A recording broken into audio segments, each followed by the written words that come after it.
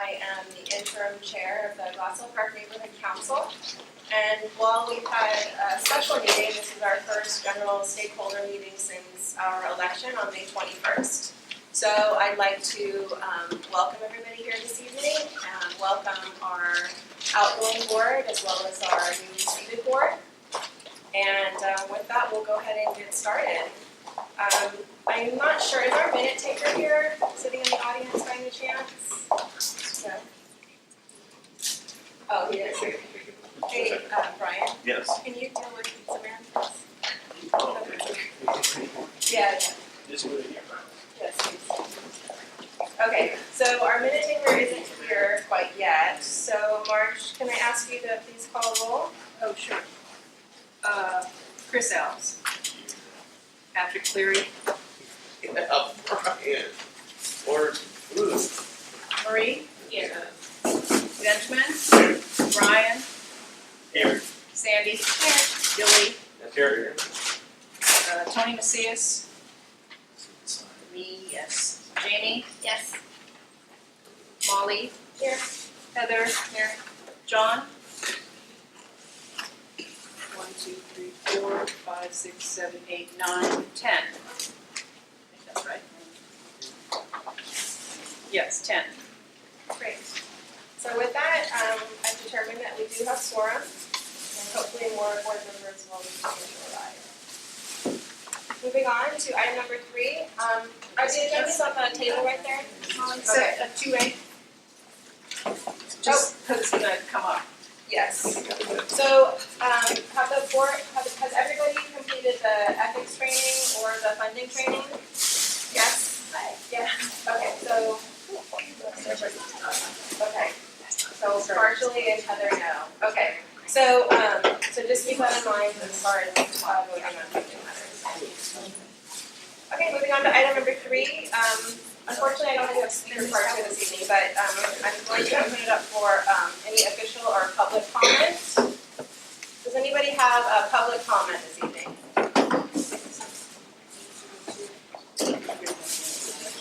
What about official comments? I was deferring to the mayor's office, but I'm happy to go ahead of Amanda. So, good evening, everyone. Jose Rodriguez, Deputy District Director with LA City Council Member Gilbert Cedillo's office. So first and foremost, I want to congratulate the incoming board, and I want to thank those board members that are here with us tonight for their service. So, let's give them a round of applause. I know we'll be joined by Councilmember Huizar shortly to do the oath of office, but our office is definitely looking forward to working with the board. So a few updates.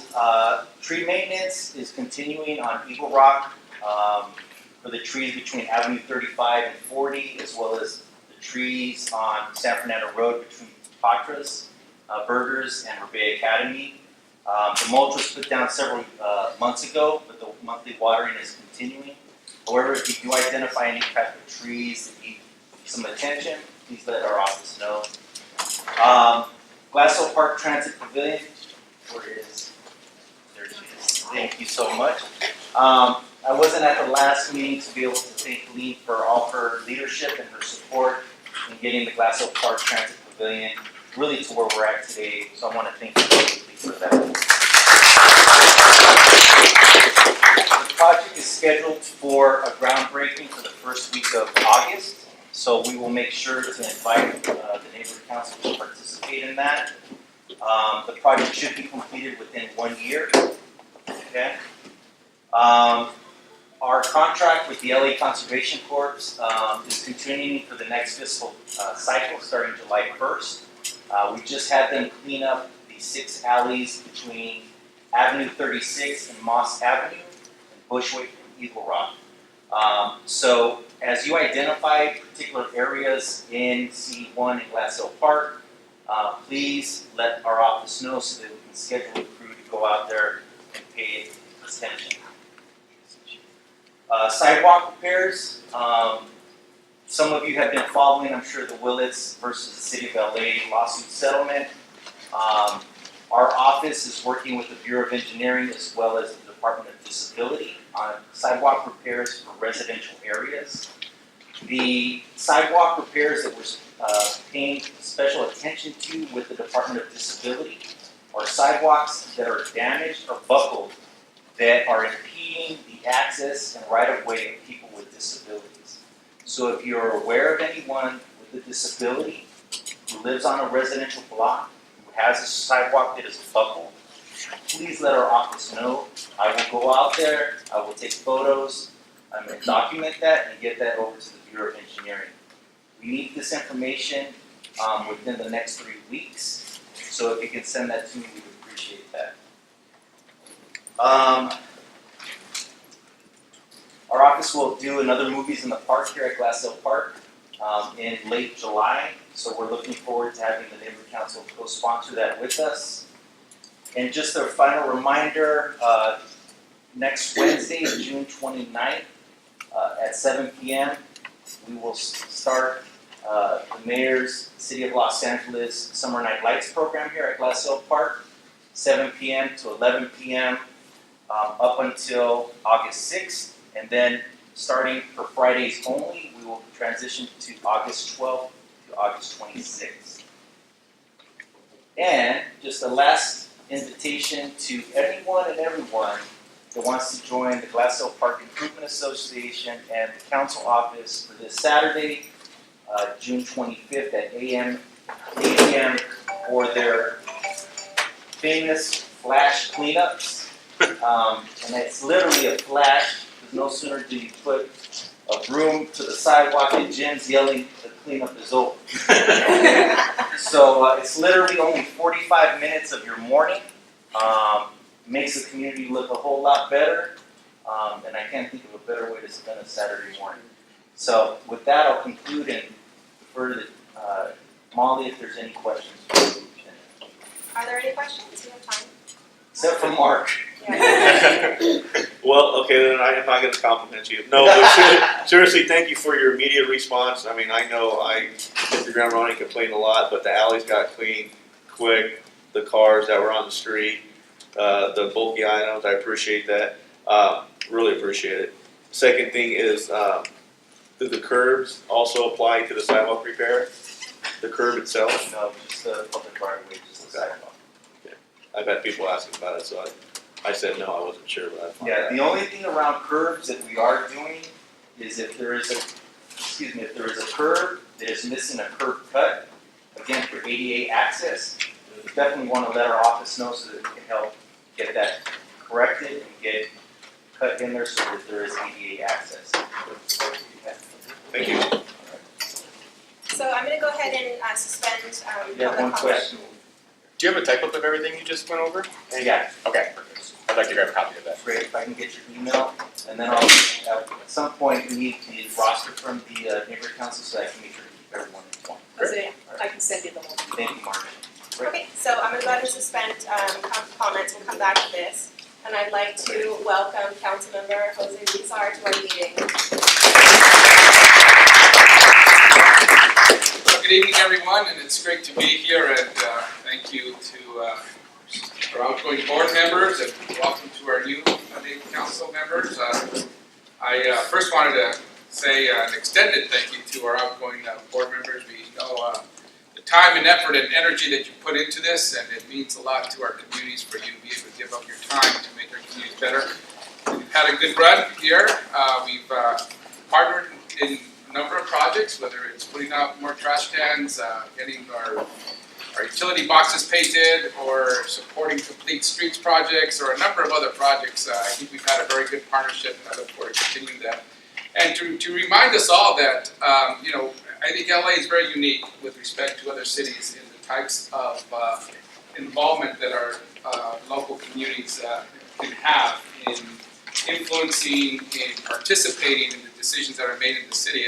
There's no other structure like the neighborhood council system anywhere in the country where people are elected to recommend to the departments and to the local council office and to the mayor's office about different policy issues, and not only that, but to also have a little funding to do little projects in the community. Sometimes it might seem like a little money, but it goes a long way, because it might be little projects that people have been wanting to do for a long time, but they finally get done because some funding is there and available. So I think we should take advantage of this neighborhood council system that we have and continue to participate. What I see here is I see folks that I've known for some time, some new faces as well. So it's good to see that this neighborhood council continues to cultivate new leadership and reach out to new folks. So congratulations to all of you. So I brought some certs for the outgoing neighborhood council members, and if you'll indulge me, I'd like to call them up and provide them with these certs. And first, if we could, let's see, Mark Quiros. Oh, Mark really? here. All right, there you go.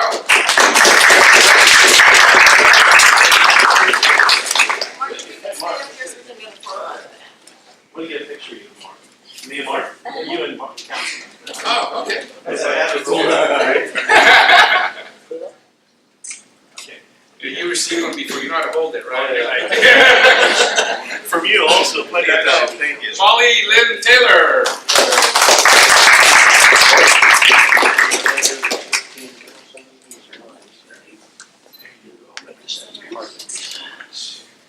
Smile. Thank you so much. Just reminded me of something. I look at old pictures from my grandparents, and there's a generational thing. Like when they were all black and white, people would just stand there and look so serious, right?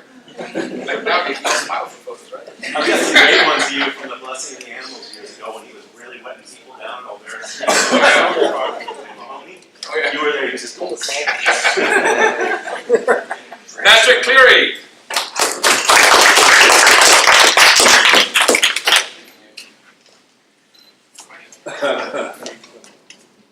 Thanks. Gladys Pinto Munoz.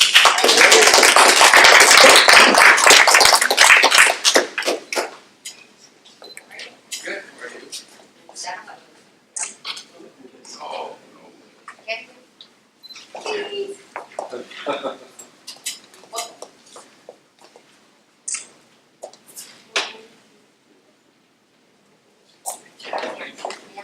Thank you so much. Mark Piani.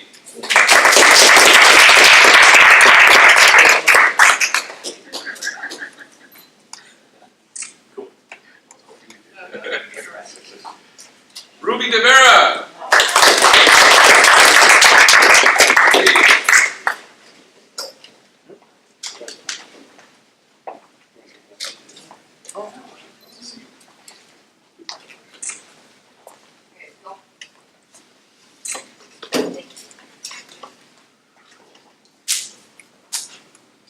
Michael Dillick.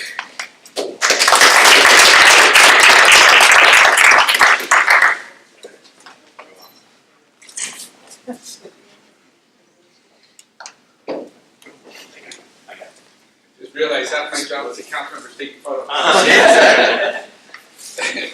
So with that, I'm here as well to swear in the new neighborhood council members. So I guess when I call your name, you can stand up, and then we'll raise our right hand and take the oath. And we'll start off. And how is it working with? I think you guys oversee 3 neighborhood councils, right? I mean, 3 council members. We work with 3 different council members. There are not many neighborhood councils that work with so many council members. I think it's a good thing. First, I'd like to call up the incoming board chairperson, Molly Lynn Taylor. You just stand up there. If maybe you guys could also come in front of the tables there so we can get a good photo of Oh, everybody. Brian Forbisher. Right here, huh? Mark Piani. Jamie Ramirez.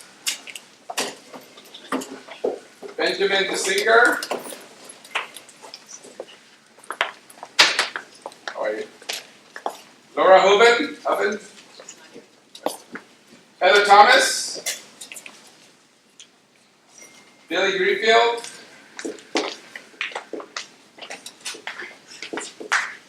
Patrick Deering. Mary D'Antonio. Cody Macias. John Henry Wong. Thomas. Sandy Garcia. All right, so we have some a prepared oath prepared by by Dunn. And I'm glad they prepared the oath now because each legal council oath was different before and it's hard to figure it out. But if you could please raise your right hand. I pledge. I pledge. To start these meetings on time. Okay, stop for it. That's not in there. No, let's start all over. I pledge. I pledge. To represent my neighborhood. To represent my neighborhood. With dignity, integrity, and pride. With dignity, integrity, and pride. I will encourage other points of view. I will encourage other points of view. You guys don't have to use my accent, okay? Even when they differ from my own. Even when they differ from my own. I will respect. I will respect. Value. Value. And consider. And consider. Everyone's opinion. Everyone's opinion. I will find the good in my neighborhood. I will find the good in my neighborhood. And praise it and promote it. And praise it and promote it. To my neighbors and to neighborhoods throughout the city of Los Angeles. To my neighbors and neighborhoods across the city of Los Angeles. I pledge to do this to the best of my ability. I pledge to do this to the best of my ability. Congratulations.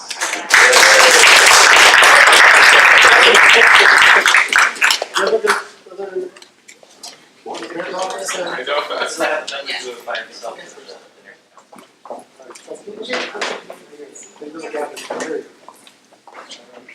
Very nice. Okay. 1, 2. My turn. And one more, please.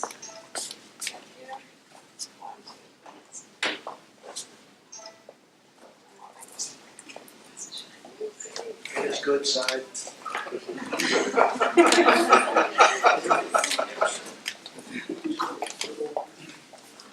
Hector, what's happening? Come on. Get in there, Hector. Come on. I didn't think you'd say that. I can recognize that do anywhere. Now to tell the council member if you're not in that picture. Are you sure? Yeah, I don't want You to don't- cover you. You will block them. I lived in 3 different homes. My house hasn't moved. 1, 2. 1, 2.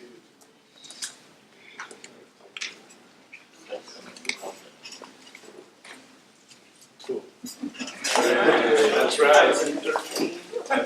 13 to get down one. Congratulations. Goldberg and Barnes looking around. Thank you. There you go. I'm the only one here. Oh, really? That's right. You're the only 14. Yeah. Congratulations. Congratulations. Congratulations.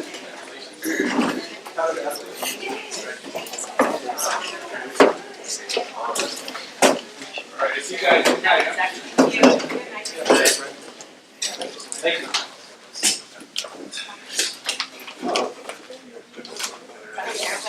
Are you ready? Okay, great. So I will open up public comment once again.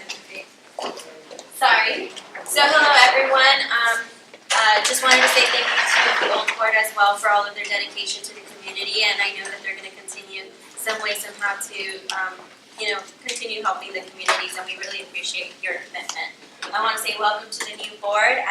My name is Amanda McGee. If you don't know, I am the East Area representative for the mayor. Just really quickly wanted to introduce myself and let you know right off the bat, like I do to everyone else's, I will probably not be at every single meeting, but you do have my email available and I can send that to Molly. And feel free to reach out to me whenever. We're here to support you as the East Area representative.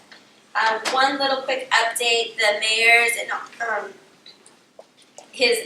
inaugural mayoral cup is coming up. So this is a pitch competition for creative solutions for Los Angeles' most pressing issues. The competition is open to full-time and part-time college students, faculty members, or staff from all Los Angeles County universities or colleges. Individuals and or teams are welcome to submit as long as one team member is affiliated with an area school. So finalists will pitch their solution to a panel of business and government leaders, including the mayor. The winner will receive $25,000 and the opportunity to work with City Hall stakeholders for 8 weeks to develop their idea. Information is available on lamayorscup.org. Once again, lamayorscup.org. and the application is due on October 15th. I will also be sending this to Marge for GPIA, and I can also send it to all the neighborhood councils as well. Thank you. And that's all. That's all? Yes. Okay, thank you. Okay, Hector, do you have updates for us?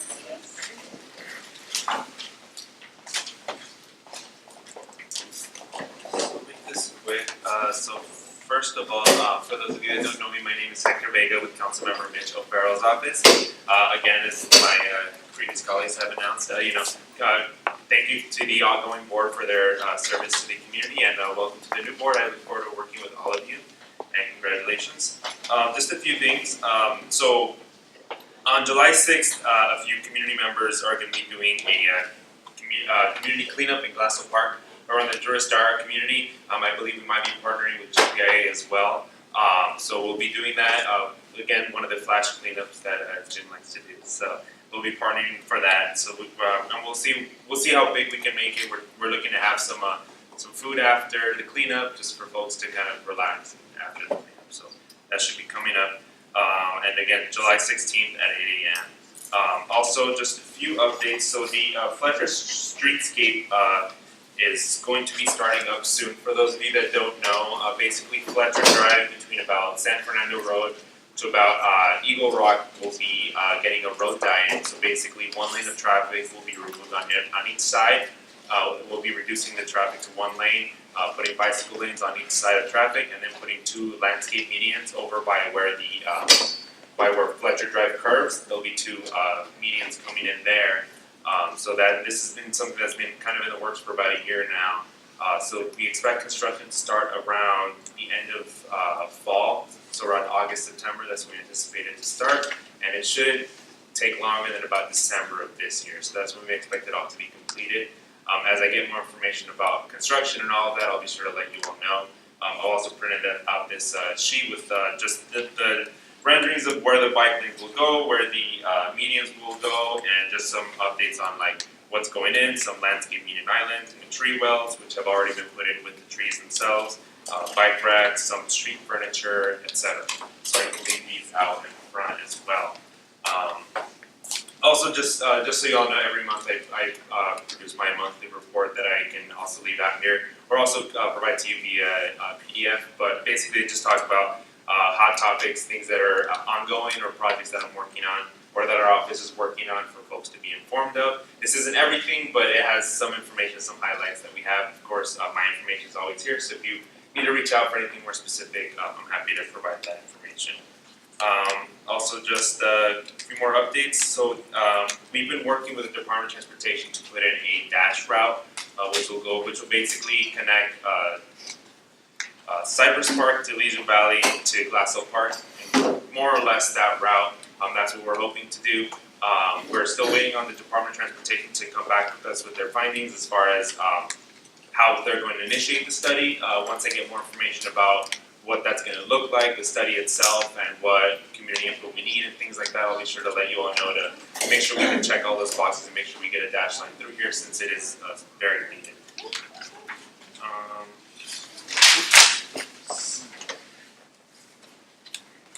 Alright, let me see.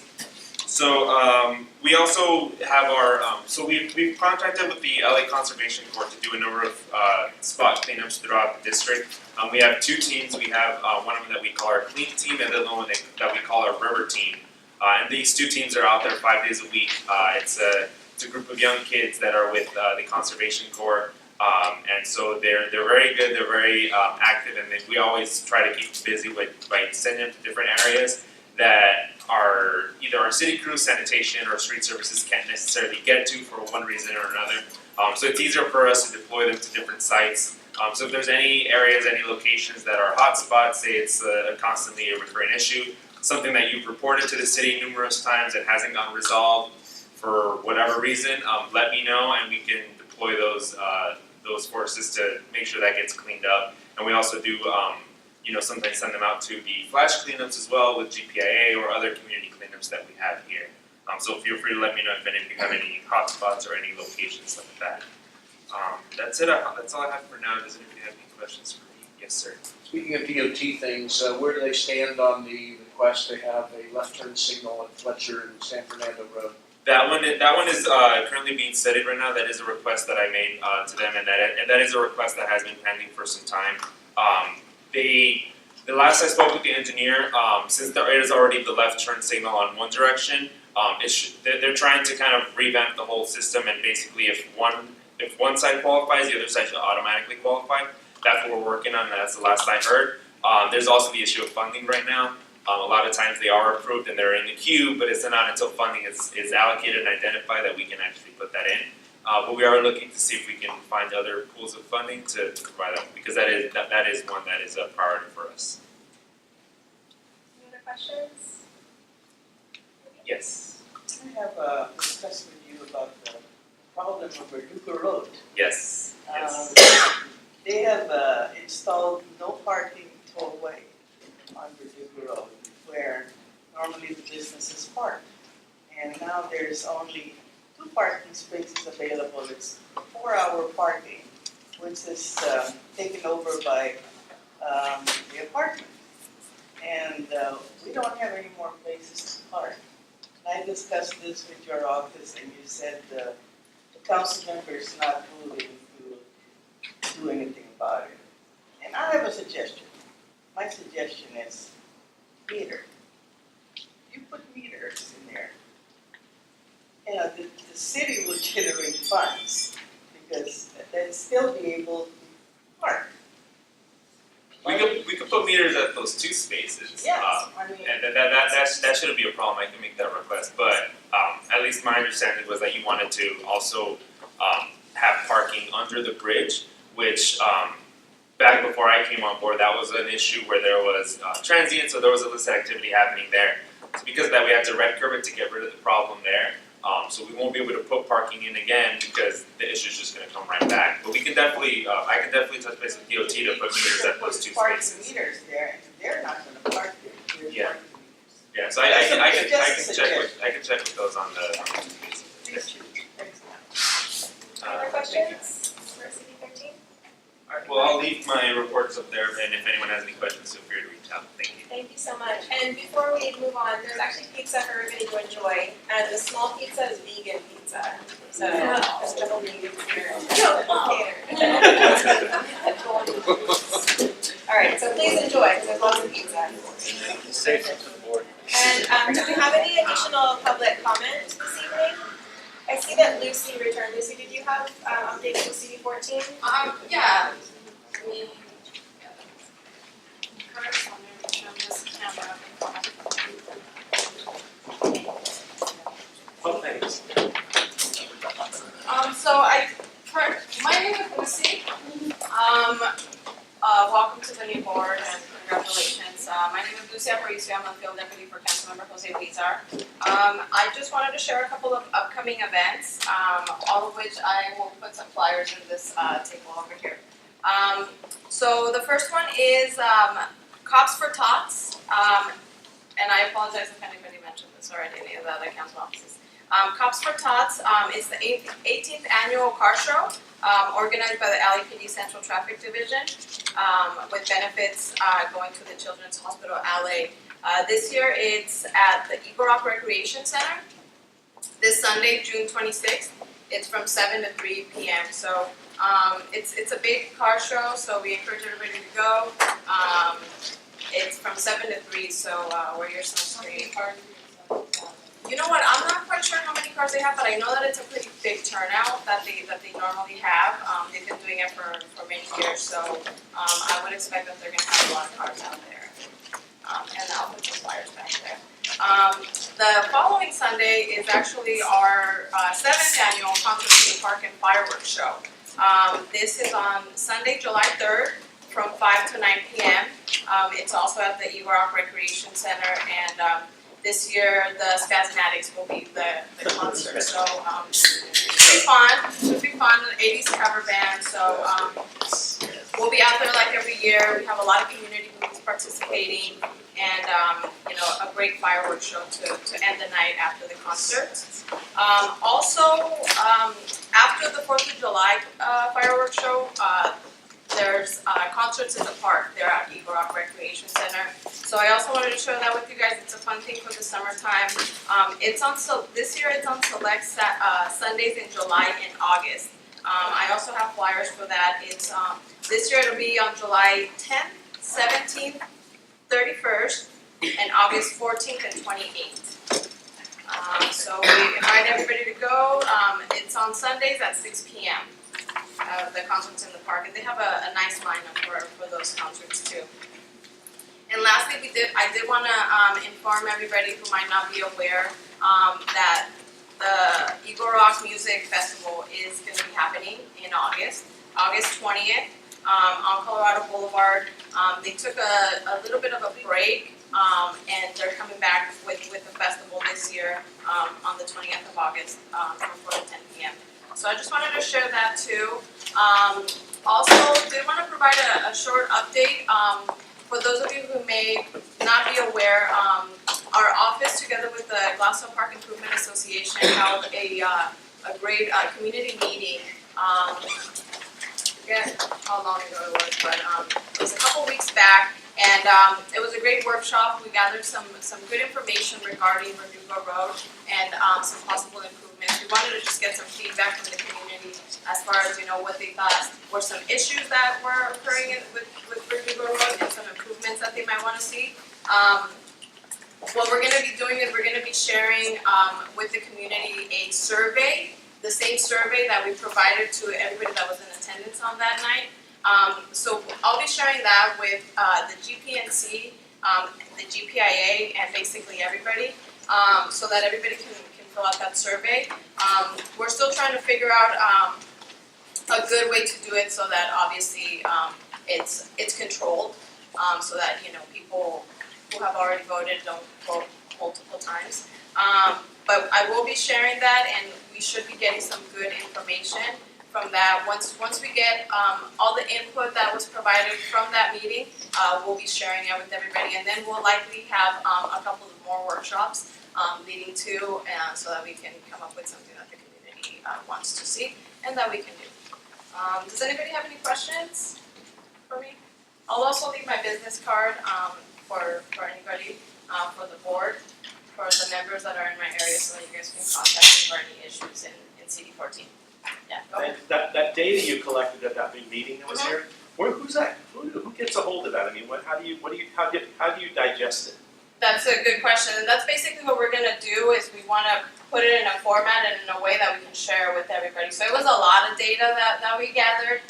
So our public projects manager, Nate Hayward, he's in charge of kind of putting it in a good way to present, and also in a way that we can continue to add to. So once that is available, I'll definitely be sharing that with everybody. Thank you. Thank you. Yes. Flyers for the concert in the park? Yes, I'll put them in this back too. Thank you. Okay, are there any additional public comments? So on the agenda this evening, there actually isn't a spot for board member updates and comments. And so before we get started with the training from Empower LA, I just wanted to open it up to the board. Do you have any updates, area updates, business updates, organizational updates, education updates? Does anybody have any updates, Marge? Not really an update, I just wanted to let everyone know that the bylaws that were handed out at the special meeting were the old bylaws. The current bylaws are on the website. Dated September 2015 is the current bylaws. I don't know if it's of interest to anyone, but the street I live on, Carlisle Street, it's like that, and on one side of it, there's no parking. It might matter to people who have kids who walk to school on the street, but people race up and down it because there's no parking on one side. And I just met with a bunch of my neighbors, and someone is currently spearheading an effort to get parking back on that side of the street so that people will have to kind of go real slow to fit beside each other like they do on all the other streets in Glassell Park. So anyway, just thought I'd let people know that might be happening. I will thrive on behalf of Mars Gianni, who painted a village box in my area on Shasta Circle North and Verdugo. It's great.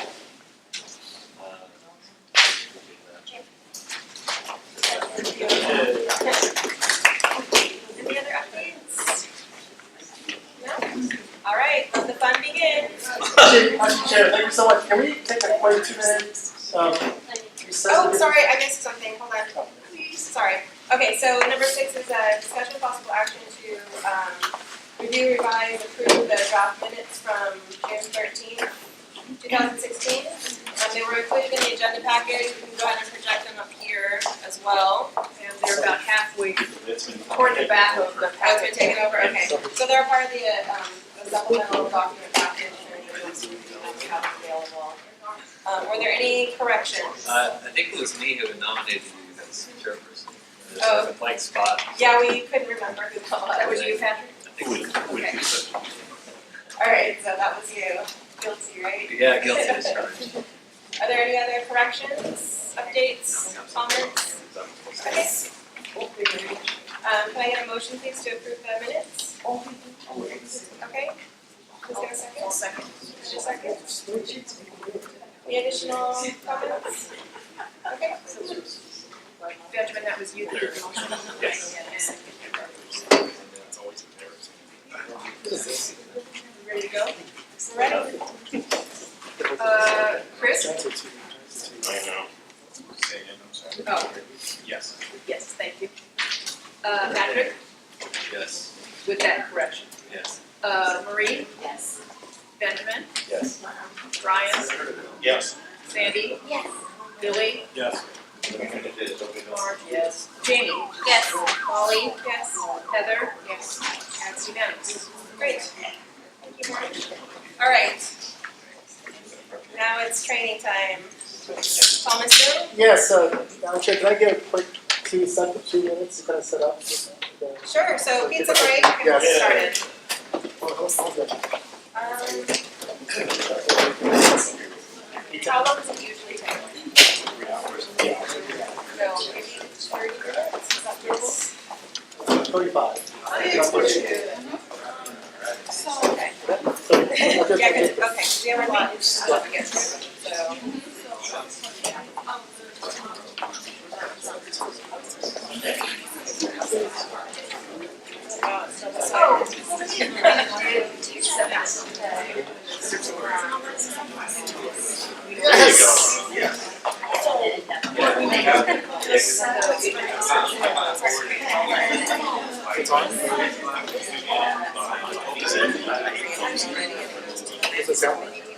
Oh, no.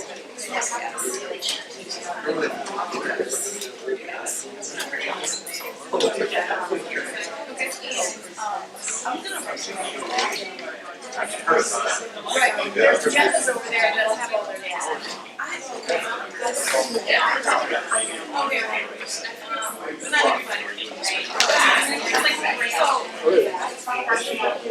I'll ask Molly. With their neighborhood council. I felt And in fact, if something came up about it. Hey. Hey, everyone. Good to see you first. Yeah. How you doing?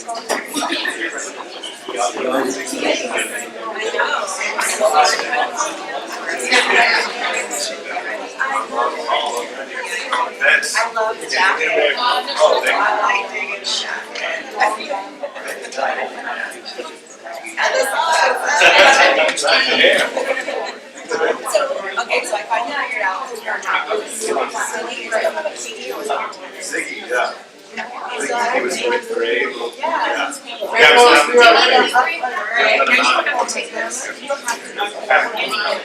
Okay. He looks like a nuts. So that's awesome. He used to come out and say hi.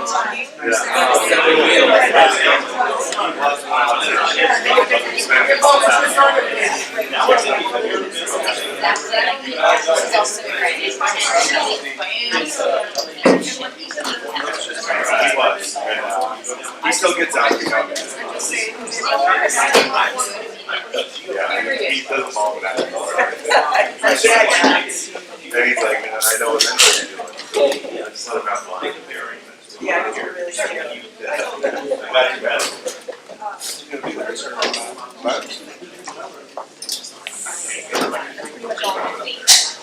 Yeah, don't go nuts on the checking everyone. Okay, let us get started, okay? We run this video or not? Not yet, not yet. So after this training, in here, I have a gift for the board members. Ooh. All right. Wow. I've been to, Is it Empower LA Kid? no, it's a championship. Cavalier. Okay, so let me just go ahead and get started. My name is Tom Soon, for those of you who know, I work with the Department of Neighborhood Empowerment, and I'm the representative for the Region 7, the Region 8 neighborhood council areas. I met some of you already at the last special meeting, and I'll try to pronounce all your names correctly. Okay? I do want to thank Mark and Brian for serving on the board last term. Thank you so much for your service there. And also Elaine, one of the family members, along with Brian, right? Yeah. Just a chair, we couldn't reject the term founding. The Mount Rushmore last cohort, yes. Okay. So what do you, so I think last time I asked, I think Benjamin and Pat, you guys are some of the newer board members here, right? I said, what the heck did you guys get yourself into? It's pretty crazy. I did pass out a couple of handouts for you guys. If you wanted, I'm not going to go through verbatim. I did pass out one. So the first thing I did pass out is that this is the oath that the councilman swore you guys in. You guys sign it, bring it to all the meetings, put it in your microwave, put it in the refrigerator. This is for you guys only, okay? So keep that in mind as you go forward with the system.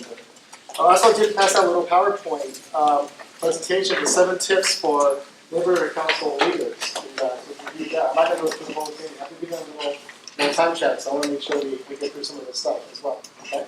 And then the last thing I'll pass out to you guys is Marjo's right. The last bylaws was updated. So these are the new bylaws dated in September. These are the current bylaws. And we created a little bylaws cheat sheet for you guys, breaking down that little Cliff Notes version. It has the stakeholders. It has what's your quorum, board extensions, officers of the board, special standing committees, special meeting agendas, how do you get on a committee, etc. Okay, so this is all from your bylaws right here. Okay, so all we ask you is to memorize this sheet. Okay, we'll talk about it afterwards. But we could correct some of the changes. That's what we could go into. A little quick background about what you guys got yourselves into here. I think I did ask you guys this last time, right? Like, why were you guys here? What were you guys doing for? And then the joke was, you guys got come to learn about Robert's Rules and the Brown Act and all that stuff, right? And that's what we're going to talk about today, the things I don't want to talk about. But then really quick though, in terms of the system of neighborhood council, to give you a little quick background, the system started back in 1999, and it started because of a quick rebellion from different parts of the city that wanted to secede. Long story short, the politicians at the time said, you know what, we don't want you to secede, we want you to stay part of the city. And through that, a new city charter was created in 1999, a full system-wide city of neighborhood councils, and 2 things got created from, 3 things got created from that. Neighborhood councils, the opportunity to create 4 neighborhood councils, Board of Neighborhood Commissioners, a citizen-appointed mayor's commission. They're the ones that certify neighborhood councils, and also create the current policies that you guys have right now. And also our department got created as well, Department of Neighborhood Empowerment.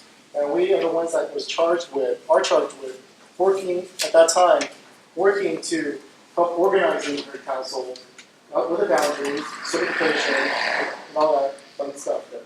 So after many, many years, 16 plus years, that's how we have 96 plus neighborhood councils going forward right now. So you guys are in a good stage there. Yeah. When we first started, I make a joke about this, the Lakers were dominant. Yeah? So hopefully, that's my team. Okay, but then, so now we are in the 16th year of the neighborhood council system, and we've seen many great and good things come from it as well. And so that's kind of like a little history of like what you guys are getting yourselves into there. And then, yeah, so that's kind of like the main thing there. A couple of things we do want to highlight though is that what are some of the documents that you guys need to do? You guys all taken the ethics training, the 2-hour ethics training. In that training there, I'm not going to go into it. If you think, the bottom line though is, if you think you have a conflict of interest, it's not for you to tattle on someone who might have a conflict of interest, but for that person to go and talk to the city attorney directly to see what the conflict is. That's very important because if there is a conflict of interest with you guys, and you guys take action on it, the board maybe prevents it from taking action on it going forward. So regarding ethics, keep that in mind as you guys look forward.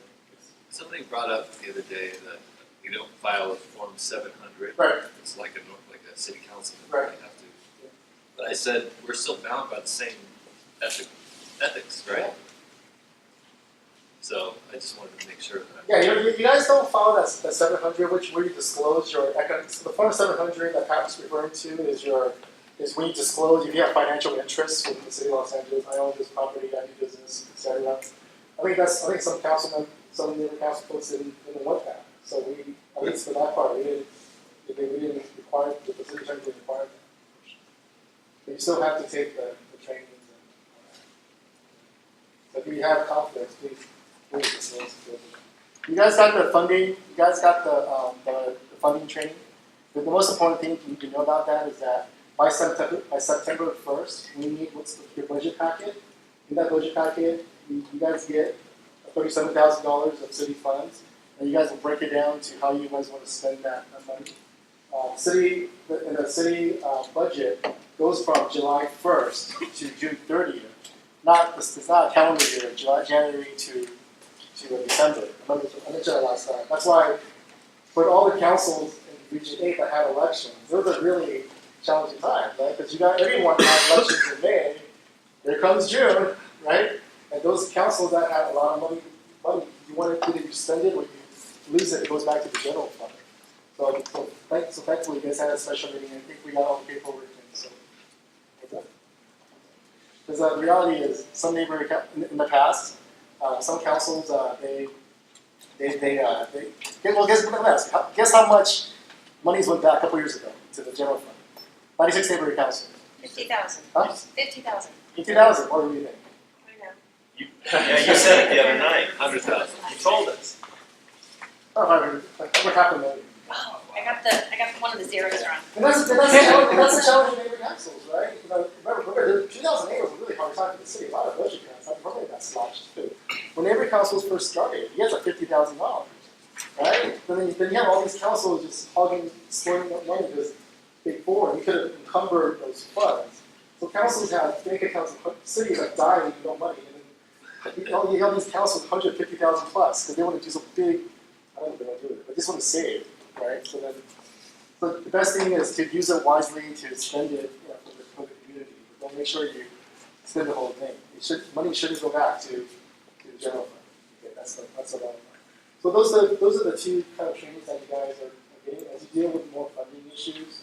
I'm sure Molly and the treasurer can work with you guys on that. The key, most important thing to remember about funding is that it's not the sole responsibility of the treasurer to do all the funding items. It's really the board's responsibility to be the fiscal accountability agent of the funds. Okay, so just keep that in mind as you guys go forward. Don't just throw everything on. Give me a treasurer. Huh? Read the treasurer? Interim. Okay, good. Well, don't throw everything on Jamie. Just stick it swing. Okay. And the last kind of training you guys took online is the Code of Civility training. That's one of the policies that the Board of Neighborhood Commissioners came up with to, it's a guideline to kind of, as board members, so working with stakeholders to be civil with working with each other. Believe it or not, board members sometimes don't get along with each other over passionate issues. Okay, I don't know. Maybe just me. But keep that in mind as you guys go forward, right? Look, you guys are all here by volunteering your time here, right? Bottom line, so then, just try to. Last time I was secretary, we had to collect code of conduct signed forms and get the ethics certificates and send them in. Do we do that? Yeah, so right now, we're trying to do everything online. If you guys taken the funding training, the 20-minute training, there's a link on our website that you just upload it yourself, and then that's fine. Okay? Ethics training. If you send it in your certificate to rosters@empower.org, then that's where you do. So I don't need to do it. Everybody's going to send their own in to rosters. Right. Okay. Yeah, do that. Okay, and then the code of conduct the same thing. You just get there online. Okay. A little quick hits about just running the meetings a little bit about the Brown Act to keep in mind though. Is that for the Brown Act, you guys know the basics. As you guys, because one of the items of the agenda was to how do things get onto the agenda? How do you do your minutes and how do you do committees and do all that? For all the standing committees and for all the board committees, remember posting is 72 hours ahead of time. I think you have a posting location. You guys changed it to, is it over here now? Yeah. That's okay. It's outside the gate. Here in the website. Yeah, it's what, because for the special meeting, I posted it, I went to, in the rain, I posted this, I think it's still up there. I think it's still up there. It's not, yeah. Okay, good. So you guys know where your physical posting location is, right? So just say it's right. It's at the gate, it's the end of the gate facing the park. Yeah, so this is important for the community members to know, is that, number one, you post it to the city, if it's a regular board meeting, you post it 72 hours ahead of time. If it's a special meeting, it's 24 hours ahead of time. Okay, so hopefully we try to, and there's certain cases, like we had to do the special meeting to get your things done, so that's 24 hours posted. So that's a Brown Act requirement there. The Board of Neighborhood Commission has created an agenda posting policy, which asks that you guys, in addition to the one physical posting location, you post a website onto your website, send it to us, and we post it onto what's called the early notification system. And then we'll post it onto it'll be on the city website. And I think if you have a database, you guys send it out to your database. So keep that in mind as you guys post the agendas there, okay? A little bit on the agendas, I know I'm going really quick, is that if you take a look at your current agenda you have right now, this agenda was horribly, disgustingly correct, okay? Everything that's needed up here, alright?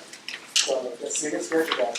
So board members, as you guys do committees, and Molly, I think you guys have the templates for these, right?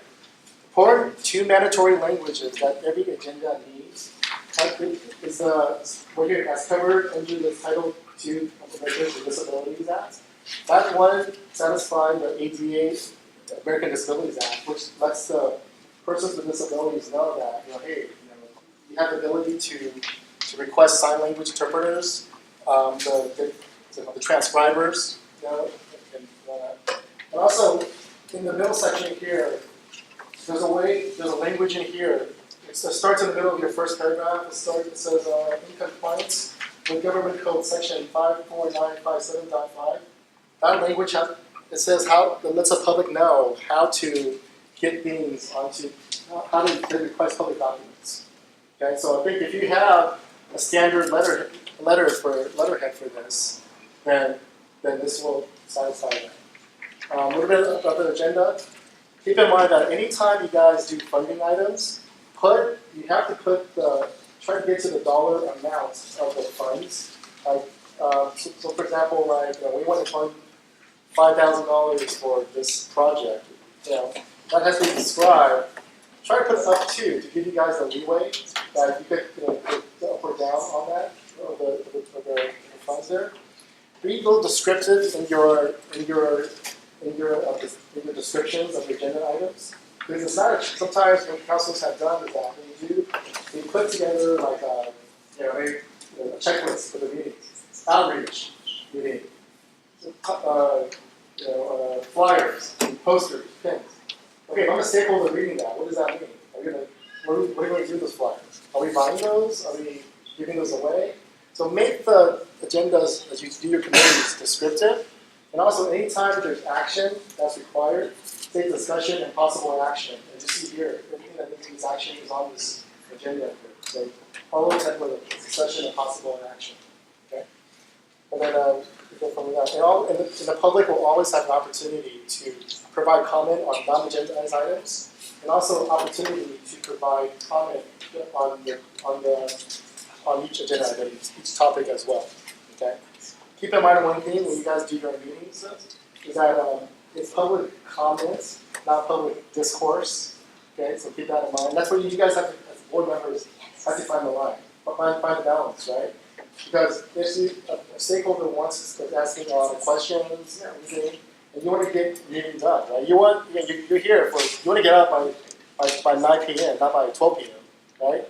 How do you guys find the balance of being sensitive to the stakeholders to let them speak, and also ask a lot of questions, right? So you guys have to find that balance, but sometimes the proper response would be to thank you, or if it's an issue that's not on the agenda, the concern, I'm worried about public safety. I'm worried there's no lights at this property here. Okay, we have a committee over here. Let's work on that. Let's get that committee going. Okay, so keep that in mind there. A little word, so that's kind of like a little quick snapshot of the Brown Act. I went into ADA, the American Disabilities Act a little bit. Every meeting location that you guys meet has to be ADA compliant, meaning that there has to be a ramp and there has to be, like the bathroom has to be ADA accessible. So keep that in mind as you guys do your meetings there, your committee meetings. Just to let you know, are most of your committee meetings here as well? So this is like the city facility, so it's Right. that's good. Okay. A little bit about the Public Records Act request.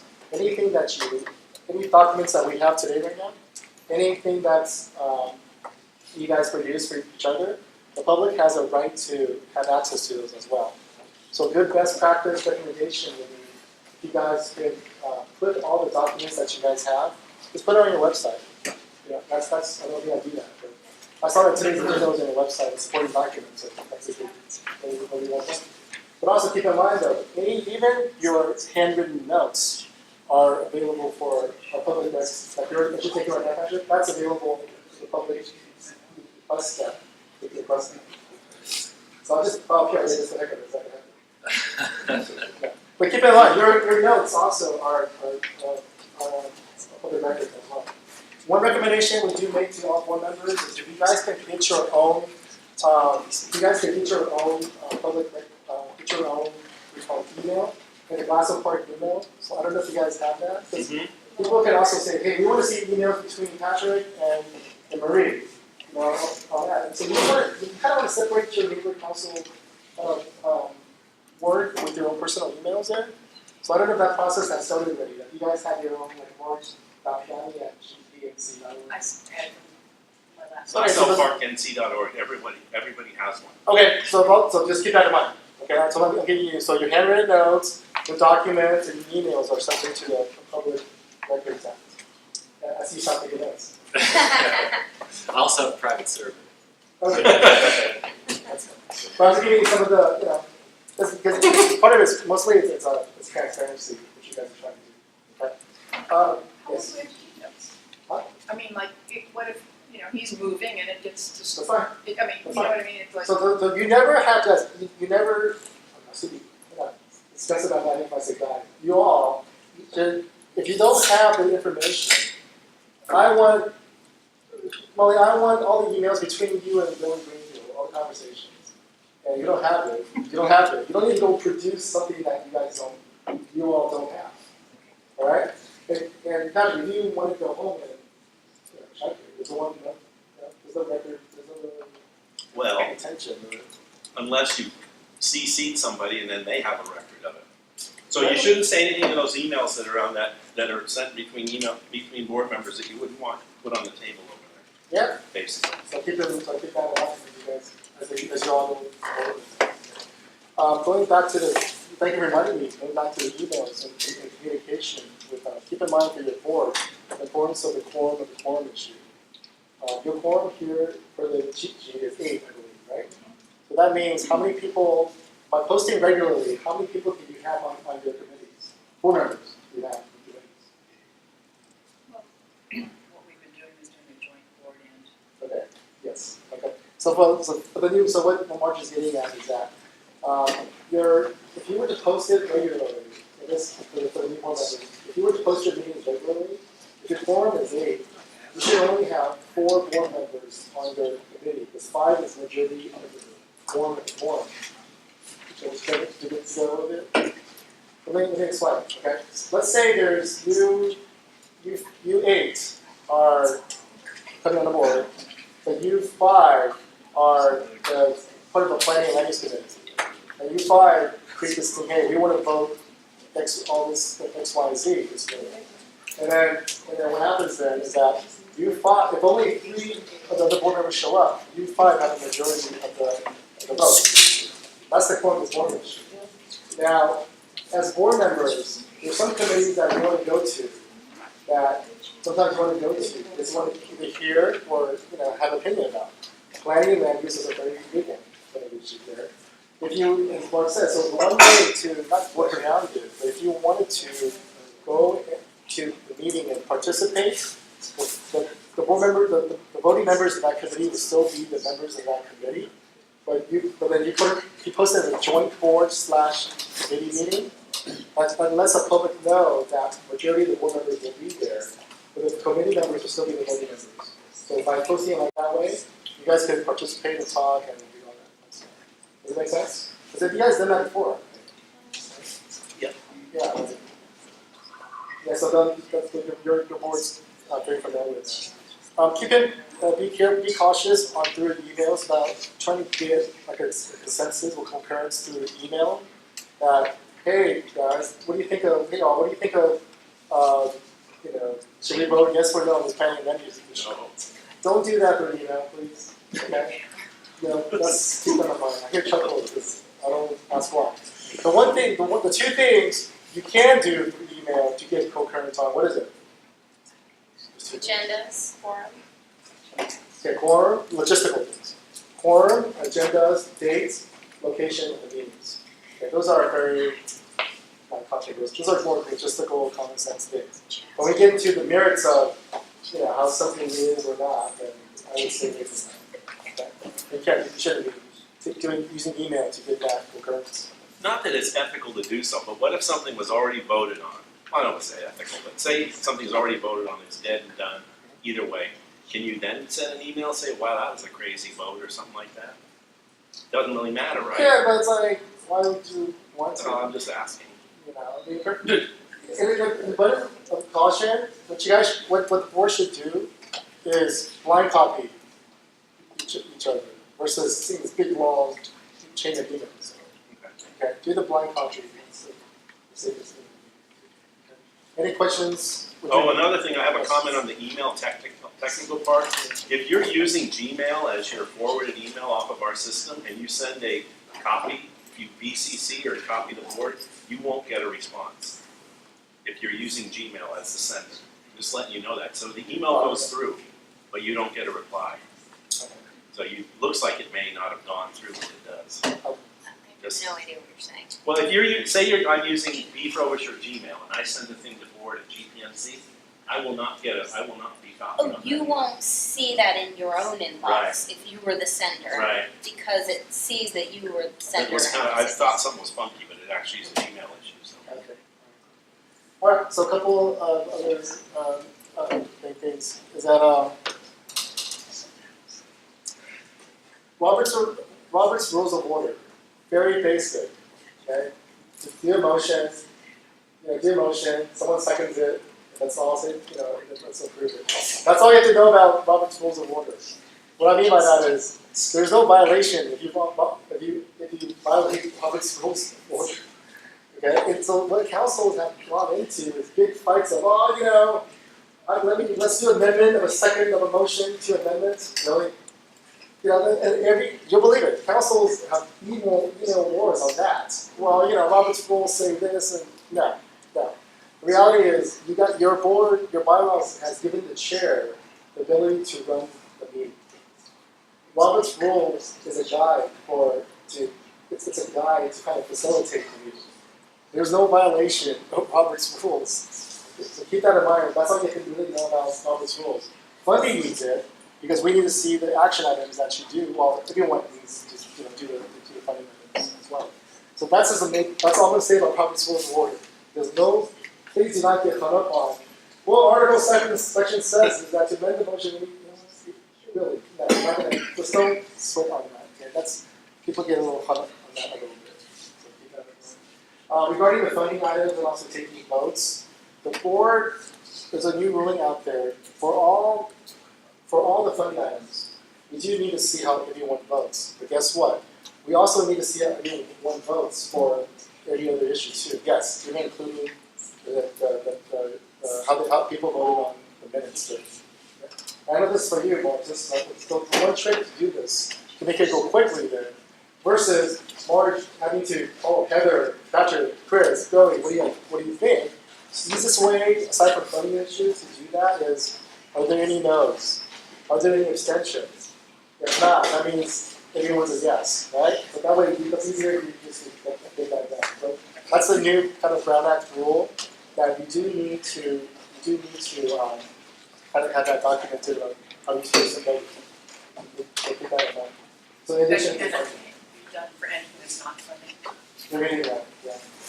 Including Well, funny, we definitely need to vote for, okay, we'll vote for it. Right, but I mean, we can still call for the vote that way. Yeah, Okay. yeah, because it's a matter of making sure that meetings run smoothly and couple of last things, I want to show just a quick snippet. There's a reason why I wanted to show a quick snippet of the video. I'm not going through a lot of it, but just see why. How do you get things onto the agenda? You guys, this is why I need some of the veteran board members help on that. You guys have an issue. You guys have an issue that you're passionate about. I think in your bylaws you have 8 committees.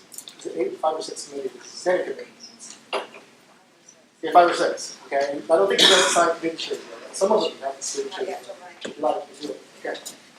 So in past practices, other councils, and I think this might go into your bylaws. Does an issue go to a committee first, and it comes to the exec committee to put on the agenda? What's been the practice to do that? Depends on which way the wind is blowing. What does that mean? That means sometimes it goes to committees and sometimes it goes direct to the board, just depending on which way the wind is blowing. Okay. Are you talking about when we create an agenda for the general meeting? Yeah, I think the key is for the so let's have a quick session there. So the new board members, I want to know. If they have an idea, how does that idea get to the board? Does it go to committee to be vetted first? Executive committee. Well, no. Does it go to like a safety issue? Does the safety issue go to the public safety committee? Well, there's a lot of things there aren't committees for. Usually if you have like an item that may not be covered by a committee, which is possible, you would go to the executive board meeting and introduce it there and ask it to be placed on the agenda for this meeting, the general meeting. Or if it's an item that comes up from something like land use, they get the info and then feed the decision to us for a vote. So it's free flowing.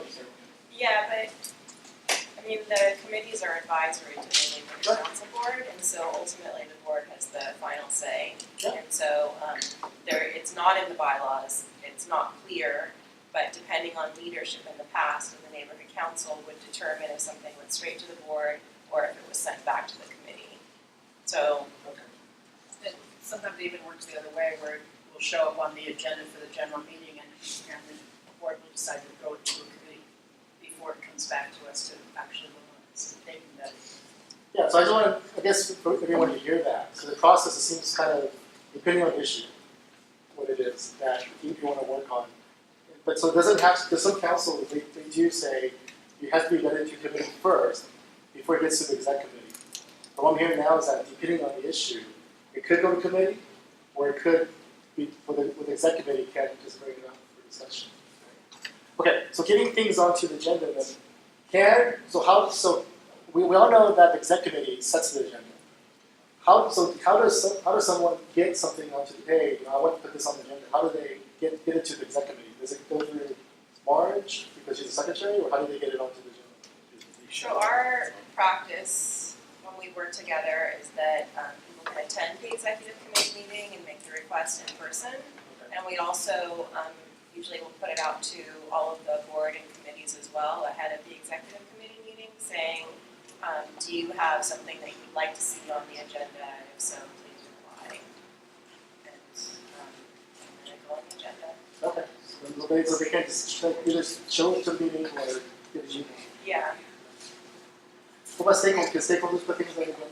Yeah, so they can show up to the executive committee meeting, and again, I think our past practice was that we would make the announcement on social media as well, like the executive committee meeting is tonight, if you would like to see something on the agenda, please feel free to attend and or contact us.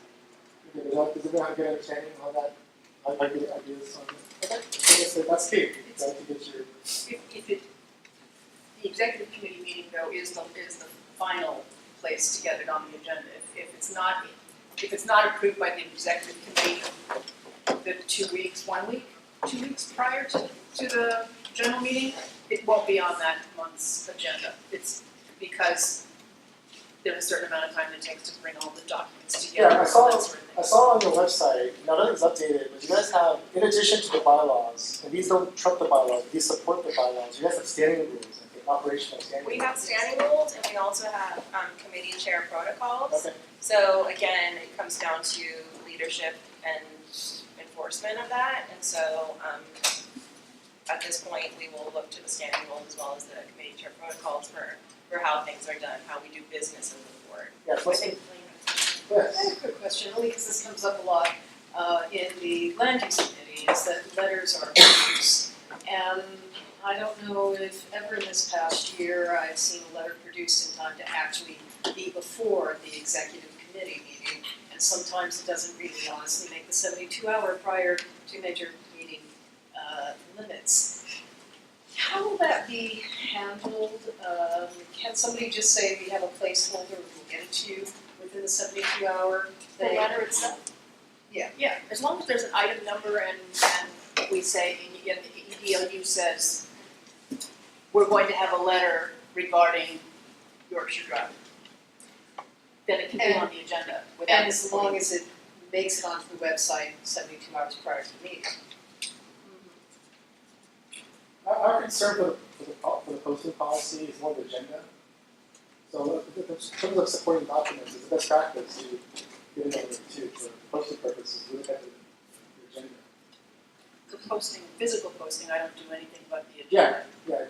It's a practice. For example, like one council said that they were upset that the budget wasn't part of the agenda. The key is members of the agenda. But again, put it on the website. But I think that we had this conversation with Lois, who was our city attorney for a while, and I think she said, like, if you cite in the agenda, see supporting document, then it has to be included, versus if you just have it as an agenda item, in which case you can show up to the meeting as a document, so. The conversation I had with Lois was about using the word attachment or supporting documents. If you say attachment, it has to be attached, and it has to be physically posted and part of the agenda. If you say see supporting documents, then you don't have to attach it to the agenda, and it can be a separate package, and it doesn't have to go out to everybody. So that's kind of okay. So on that note, I know most of you taking your ethics training. Lois is not here anymore. There's a new, and Danya is not here anymore. But she'll be doing her last farewell training on June 28th at the Lincoln Heights Senior Center. I think I sent you guys emails about that.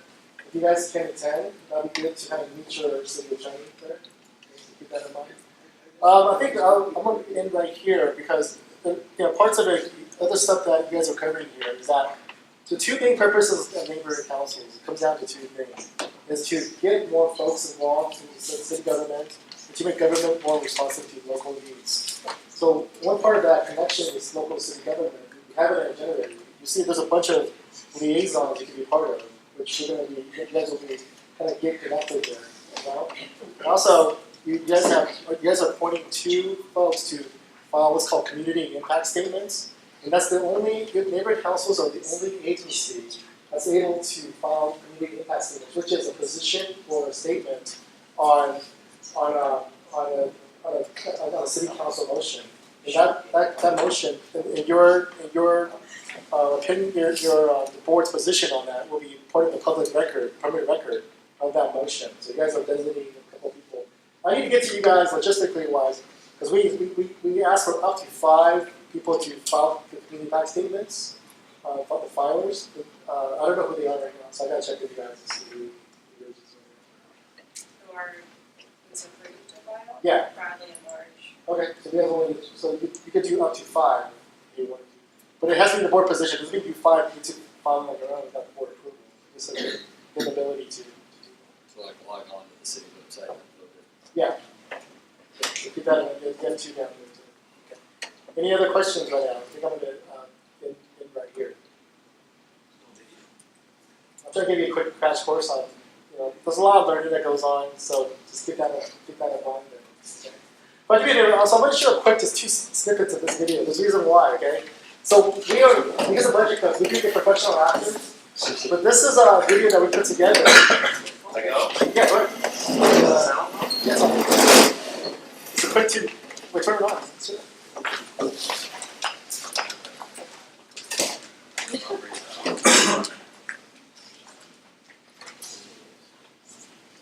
Come here. Give yourself.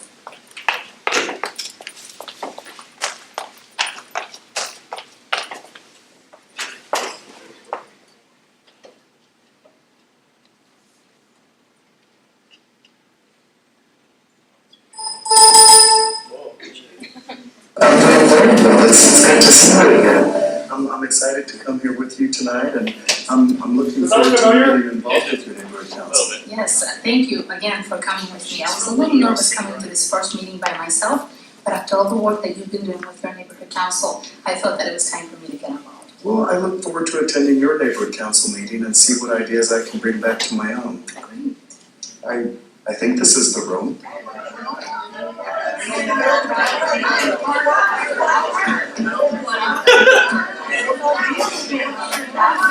I don't think we should support that project.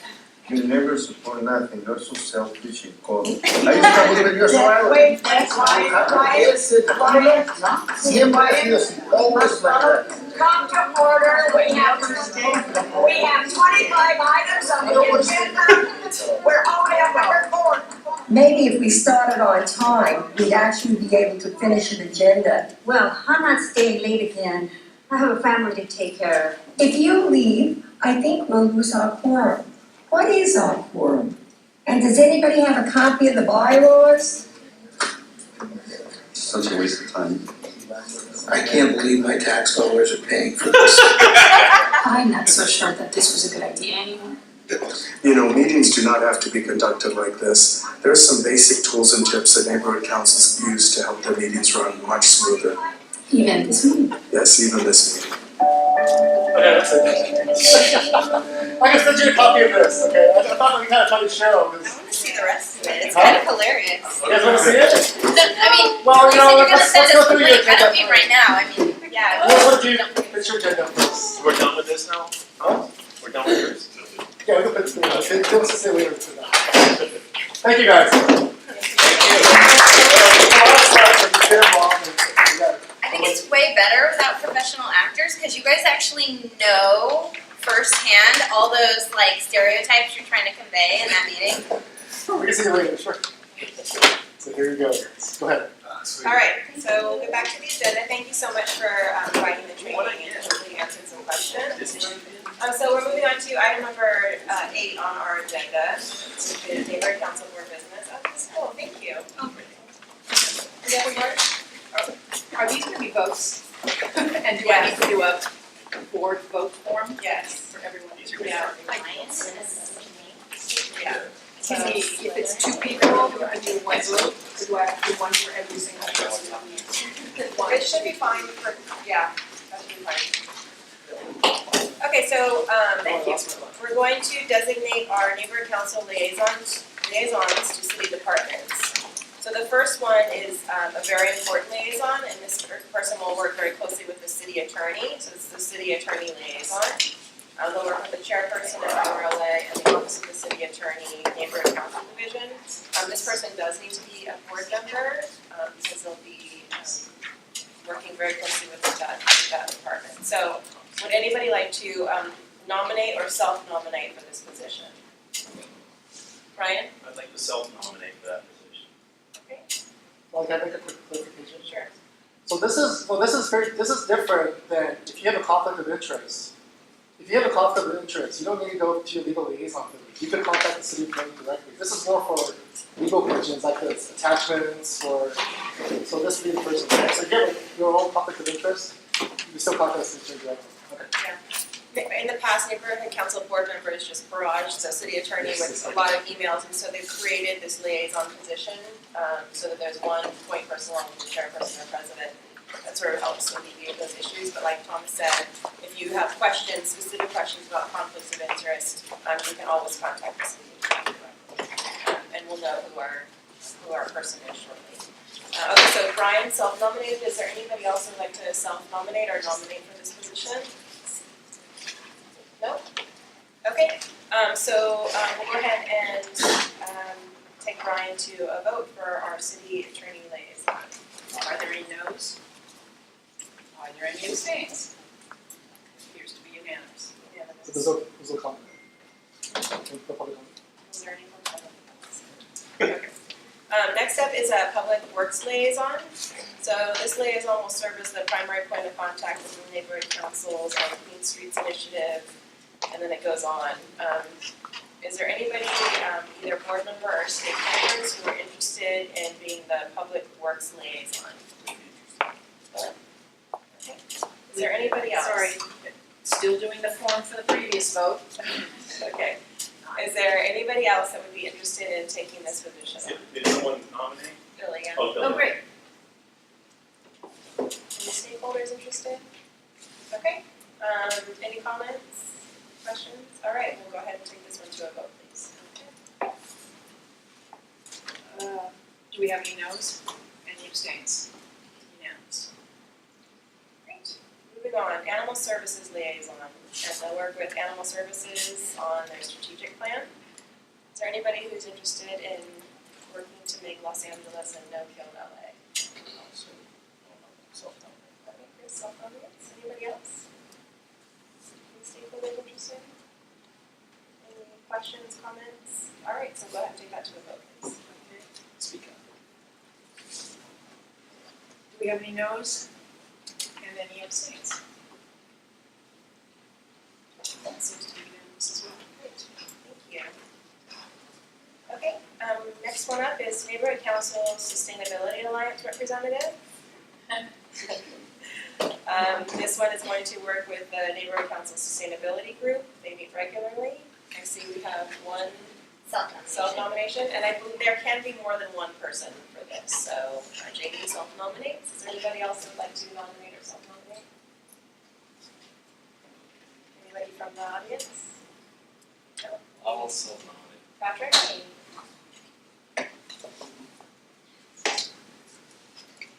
We have Patrick and Jamie. Okay, any questions, comments, concerns? Okay, we'll take that one to a vote, please, for Patrick and Jamie to represent us in the Sustainability Alliance. Any no's? Any abstains? Okay, that's unanimous as well. Excellent, thank you. Next up is the LANC, Los Angeles Neighborhood Council Coalition representatives. This is actually a really important group that meets to represent neighborhood councils citywide. And so if there's anybody who's interested in taking this position on, we have not had representation from Glassell Park, and so it'd be really great to be represented. I like self-nominate. Okay, and self-nominates. Anybody else interested in self-nominating or nominating? Great, okay. And we can have more than one, I believe, as well for this. Which one's this, the neighborhood This council? is LANC. Coalition? Okay. I'm interested too. You're interested as well? Okay. Great, so Sandy, Marie, Ben. And they meet Saturdays at 10 a.m., so just keep that in mind, and maybe you guys can work together to coordinate who goes for what week, and, you know. So yeah, all right. So we have 3 who have self-nominated, in the audience interested. Okay, so we can allow for 3. Any comments, questions, concerns? No? Okay, we'll take this one to a vote, please. Does anyone have a no vote? And anyone abstain? That's unanimous as well, great. Next up is Plan Check NCLA Liaison. This is specifically to do with land use and getting information out with regards to land use in our communities as well as our neighborhoods. Yeah, I believe so. More than one. That can be a non-board member? Yes. I nominate Helene Schwab. Okay. So Helene has been nominated. Do you accept the nomination? Great. Anybody else? It's more than one, or? Yes. Andy. Brendan? I'll nominate, self-nominate. Brendan Curran? These are all open meetings, but many of these are open meetings, by the way, that anyone can attend. Yeah. Okay, so we've got 2. We have I can Helene and Brendan. Anybody else? Any questions, comments, concerns? Okay, we'll take that to a vote, please. Okay, anyone vote no? Anyone abstain? Unanimous. Helene and Brendan. Excellent, thank you. What's Brandon's last name? Current CURRAN. Okay, next up is DWP MOU Oversight Committee Representative. This committee was formed to ensure that the neighborhood councils receive the information due them for moratorium of understanding between Department of Water and Power and the neighborhood councils. The Oversight Committee meets first Saturdays, 8:30 a.m., which I believe is the same day as LANC. Do they meet at the DWP building downtown, is that where they meet? You know? They change locations. Okay. LANC meets at the same time, right, before or after this? So you gonna meet? After, After, right? Yeah, it's you right did it before. right before, about Yeah, 45 o'clock in the minutes. Okay, so if you've already signed up for Link, then you may consider taking this position on as well. But you'll be there anyways. You're at the same place. So, anybody interested in this? No? Okay, we can table it. We'll table that one. Next up is a DWP Advocacy Committee representative. This committee was formed to give neighborhood councils an opportunity to take a position on issues. The DWP Advocacy Committee takes position on issues related to safe and economic delivery of water, power, and engaging neighborhood council on those positions, and then broadcasting them to DWP, City Council, and the mayor. They meet the first Saturdays, 8:30 a.m. on odd months. Is there anybody who's interested in nominating or self-nominating for this very important position? Can put it on hold and bring it back into life. Heather? You're interested in self-nominating? Okay, great. Anybody else? Any discussion, comments, questions? Okay. Yeah, so. Okay, so Is that the advocacy committee? yes. It would be, and it's going to be really great to have representation there because we haven't, and so getting reports back, working with the departments, I appreciate you stepping up for that. Okay, any questions, comments? We'll take that to a vote too, please, for Billy and Heather. Anyone vote no? Anyone abstain? Okay, so next up is board designation of 2 board members who are authorized to submit board-approved community impact statements on behalf of the neighborhood council. Community impact statements were created specifically so that neighborhood councils could weigh in on issues that are going before the Los Angeles City Council. In the past, we've been very active with submitting community impact statements, and so hopefully going forward we'll continue that tradition. So is anybody interested? This is specifically uploading what the board has already approved. So it's administrative. Explain that job a little bit. Do you have to write things or do you just copy Yes. things that the board already approved? Yes, Marge can speak to this. It's a lot of work. First of all, the city clerk sends out about 17 emails a day listing like agenda items for the various committees that the city council has and the committee and the city council itself. And you have to look at them all, see what might affect Glassell Park or maybe it affects the whole city. And it might be something that the board would like to weigh in on. So you have to kind of scan it and make sure that those are items. Then you have to make your list of all the various motions that are going before the city council after the meeting. And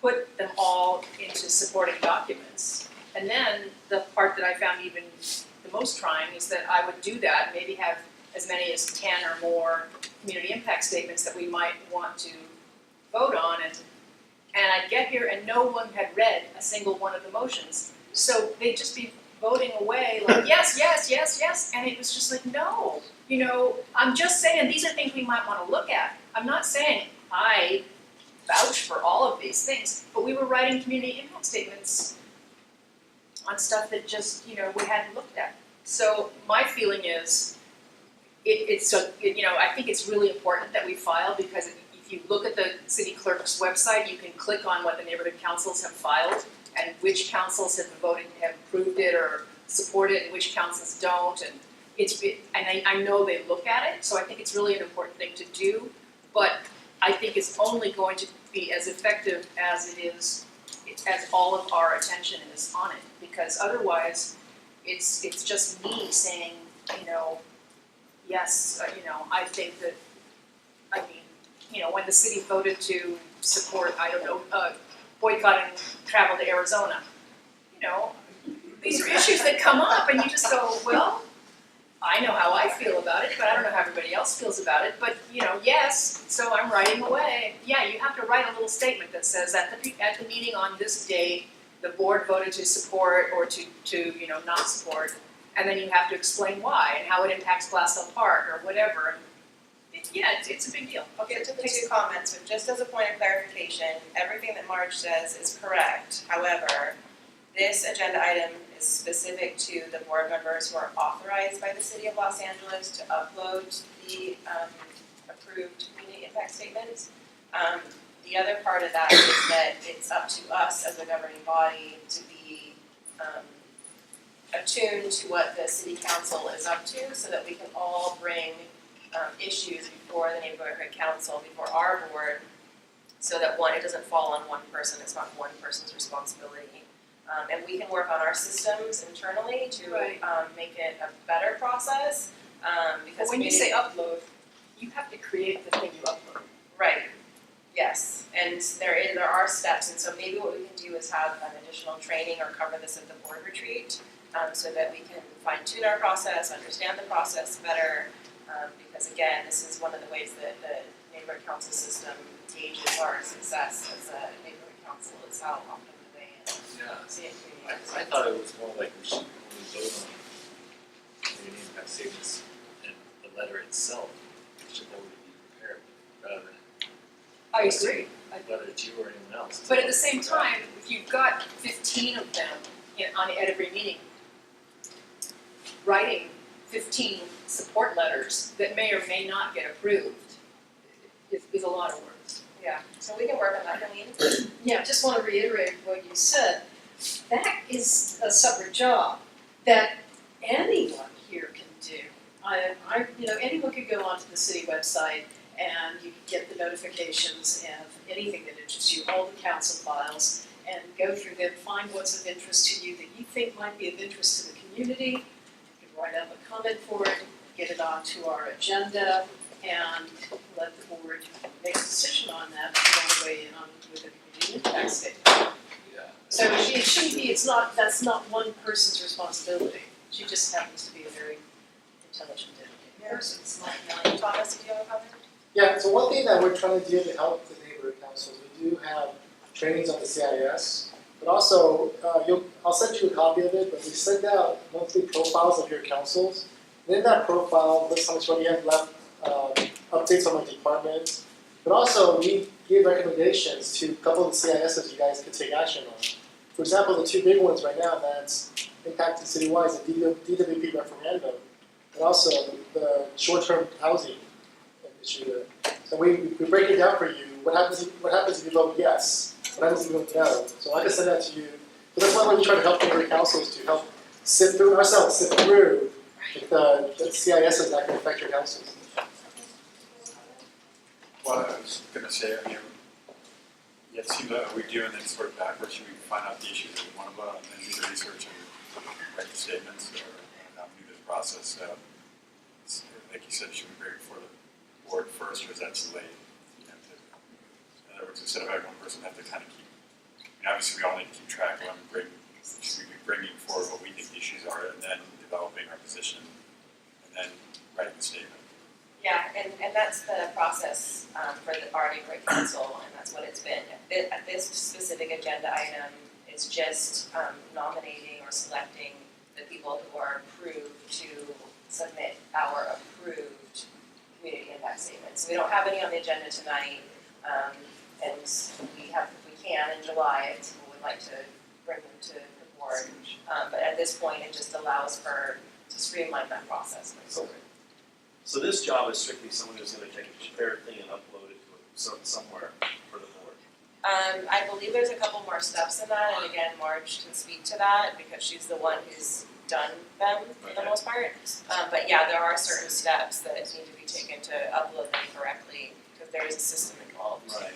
So, I mean, I would volunteer for that, but I don't know if I'm a great writer to write something up.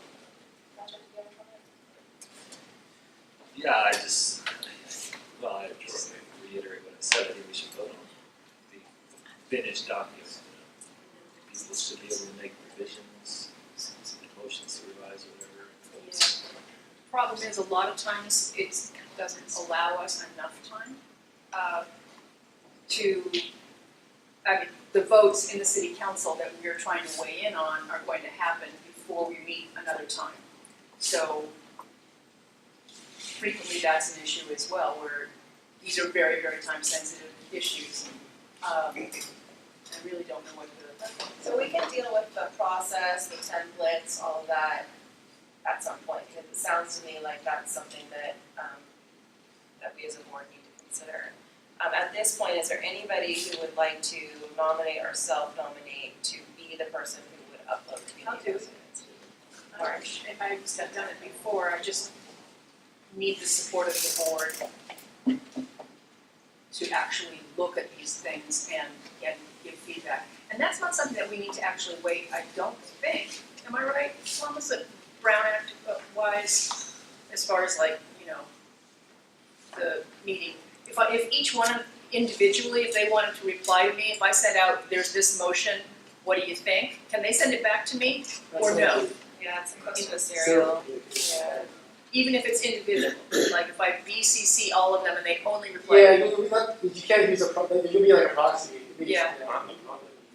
Yeah, just trying to figure out a way to maybe go more streamlined and easily. We'll put it on the agenda. Is there anybody else that would like to nominate or self-nominate? So far, we have Today's more just about getting people together. Yes. Anybody else? And we can revisit this again. I would nominate myself. Okay, so Brian and Marge. Anybody else? Self-nominate. Okay, so we have Marge and Brian who both self-nominated, so we'll go, any questions, comments, concerns? Okay, so we'll go ahead and take that to a vote. Anyone vote no? Anyone abstain?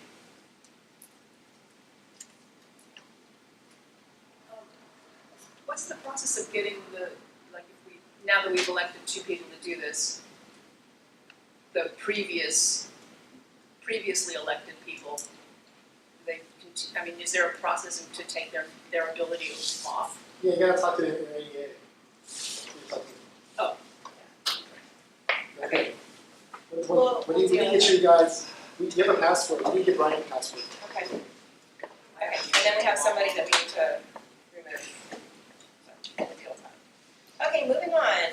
Item number C, discussion and possible action to schedule a GPNC board retreat focusing on vision and goals for 2016 and 2018. I'll open that up for discussion. We have Princess Cruz in Excuse me? Captain Scooby. We're taking a vacation. Now we're sitting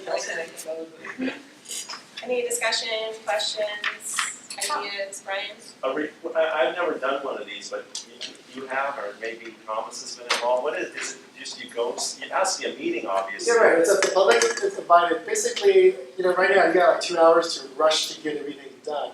It's more of an opportunity, I've seen other retreats. I've done one with Lincoln Heights this past Saturday. It's an opportunity to be in a more casual environment within your boundaries. To be here, but just an opportunity to hear more from you. What are your goals, for this council, right?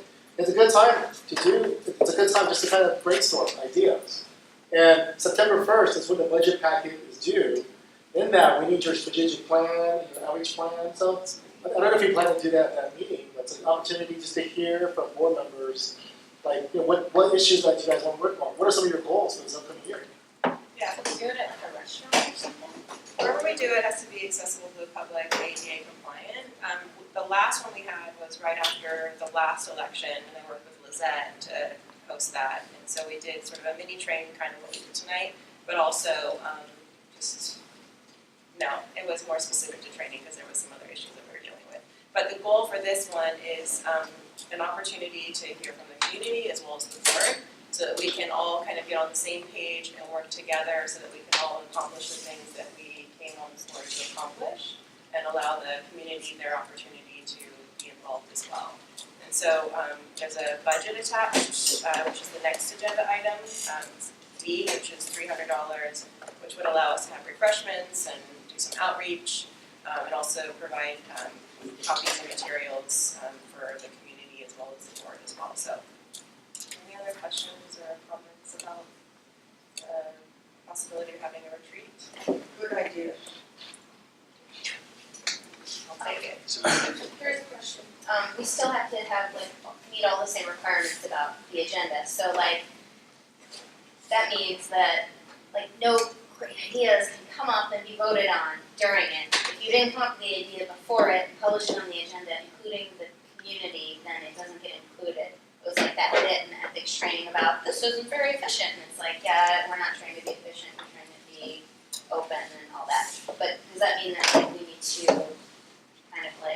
use outreach to get those in ahead of time so that we can include good ideas, because I feel like people have lots of them, and I think they might be surprised / disappointed if they think they're gonna present those ideas at the meeting and then not be able to vote on them. So You know, it's- community members. Yeah, so it's, the goal is that it's not an action-taking meeting. The goal is that you leave your agenda very open so that you have the opportunity to have big discussions about just very general and specific issues in our community. So that it's not an actionable meeting, it's just an agendized meeting because we're all meeting as a board, there'll be a quorum there. And because we're meeting, we have to allow the public the opportunity to participate. But the agenda is written in such a way that it allows a free-flowing conversation to take place, so that we can take those ideas, package them up, and then go through our process to get them on the agenda to become actionable items. So like if some of us at that meeting hear stuff we like, we can decide to add that to future agendas. Yes, that's the goal. And to share ideas and opportunities to collaborate, and it's all out on the table. It's just done in such a way that we do it properly so that the community has their chance to weigh in to the agenda. So it's like a brainstorming session of some sort. Are we able to have it on the weekend, or does it have to be? Yeah, the last one was on a Saturday. So it's earlier in the day would be better. Yeah, the last one was Saturday at like 8:30, and we had coffee and he was here. It's way too early. I just did like a retreat, so I'm happy to help structure it. I did well first, I did retreat. I love it. Yeah. Awesome, okay. What was the last thing you said? I just did a couple of retreats, it's an instruction goal, big Oh, cool. Awesome. Okay. Yeah, because of liabilities, no trust fall exercises. That's cool. Do a rope I don't wanna do that. Right. City Attorney Montgomery. No climbing the glass ceiling sign. Any other questions, comments from the community? Quick question, how long would it be if it's a Saturday at 8:30, how many hours? It's too early. Well, it doesn't have to be, that's just an example, but Yeah. usually like 2 hours, Oh, okay. yeah. I was picturing half a day. No, some councils have done half a day. Usually four. Yeah. I Well, we think could it do- should be longer than 2. Okay, so we've got 4 hours, okay. And like maybe like what we could do is for people who are like, dude, 4 hours is too long, I can't be there for 4 hours, be like, okay, well, come for the first 2, and we can maybe put like the, I don't know, like some of it might be like more important, or like whatever, put that at the beginning, and then have more like open stuff in the last 2 hours, or something like that, that way it's accessible to people. 2 hours and break, and then 2 hours. It's all out on the table. So it sounds to me like we may want to consider this. Somebody want to make a motion? And again, we have C and D in front of us. We can do them separately or we can do them together. Ryan? I make a motion that we support C and D with having maybe a 4-hour GPNC board retreat and possibly spend up to $300 for refreshment, outreach, and copies. And Date to be determined. help us. And Marie will. Okay. Do we have a second? Second. Really seconds? Any So further? far behind, I can't even Right, tell you. Mr. March. Way too much paper here. Okay. Any further discussion on this? Yes. You can choose a date now. Or is that really slated? No, we can poll for quorum, so we're okay. So we can pick a few dates, send them out, and then we can decide what's going on. Okay? This Ready? is 8C and D approving. Yes, C and D. Board retreat up to $300. Do we have any no's? Do we have any abstains? Okay, great. Okay, at the last special meeting, we decided to move forward with the national. 2 ineligibles. Right, yes. Oh, right, because it's funding. We have 1 ineligible. Who else? I did the training, but I didn't submit it, so. You did the funding training and all that, That's okay. the deal. So you may or may not be ineligible. So maybe not. Okay. Who else was Did you do it? ineligible? I already took the. Okay, so it's Heather, possibly voting. So Thomas, do they need a roll call? You should do the. Yeah. Spend 2 to 10 So hours, 3 hours. let's start this one over again, to address the ineligibility. So Marge, can you call roll on the vote? Chris? You're also ineligible? Patrick? Yes. Marie? Yes. Benjamin? Yes. Brian? Yes. Sandy, you're, no, you are. Yeah, I just. Great. Yesterday till 2 a.m. It was long. Well done. So is that a yes from you? Yes. Thank you. And so Billy, are you yes or no? I mean, are you in? I might be knowledgeable. Okay. Jamie? Yes. Molly? Yes. Heather, you're eligible as well. Okay, so we have 1, 2, 3, 4, 5, 6, 7, 8 yes. Okay, look at that, Carrie, so we'll look forward to that, thank you for stepping up to organize. Okay, next up, National Night Out Committee, Ad Hoc Committee. So we approved moving forward with the National Night Out event.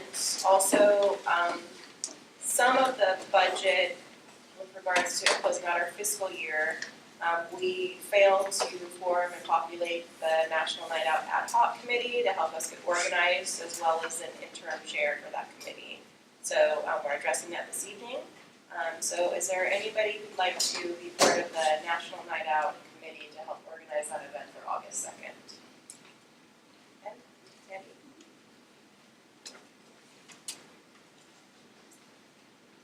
Is there anybody else on the board or who are here as stakeholder this evening? Anybody else? All self-nominate. That's trouble. All right, so we can go ahead and, would somebody like to make a motion to form our National Night Out Ad Hoc Committee? I'll make a motion. Jamie makes a motion. Would somebody like to second that? Ben seconds. Okay. That one's ready for a vote today.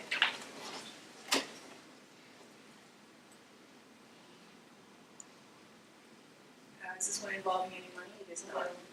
Great. Is there discussion? Oh, discussion about item E? Yeah. Okay, can we take that to a vote, please? Sure. Does anyone vote no? Does anyone abstain? Okay, that one's unanimous. So we have Ben, Sandy, and myself who have self-nominated. And then we need to appoint an interim chair. Would somebody like to step up as chair for this committee? Sure. Ben? Okay, so the board voted to approve the formation of the committee. We have Ben, Sandy, and myself who have volunteered. And then Ben has stepped up as the interim chair for that committee. Any further discussion on this item? I just have kind of a random question. Is it called an interim chair just because it's an ad hoc committee? Is it always interim chair on ad hoc committees? When the committee meets, they'll go ahead and formalize the chair as well as the recorder of the ad hoc committee. Once the event takes place, then the ad hoc committee has served its purpose and will be dissolved.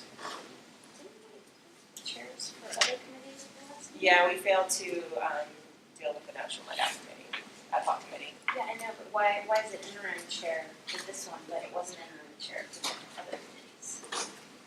Oh, did we deal with the committees? No. No, we didn't deal with the committees. Not till next time. That was the executive committee, but not the other committees. Just for clarification. Okay, moving on to item number F. Okay, so this is the discussion and possible action to approve the 2016-2017 fiscal year budget package. So this, first of all, this seems an appropriate place to present the update from our treasurer. So this is sort of the current state of our bank account. So I think there were some copies too at the sign-in table.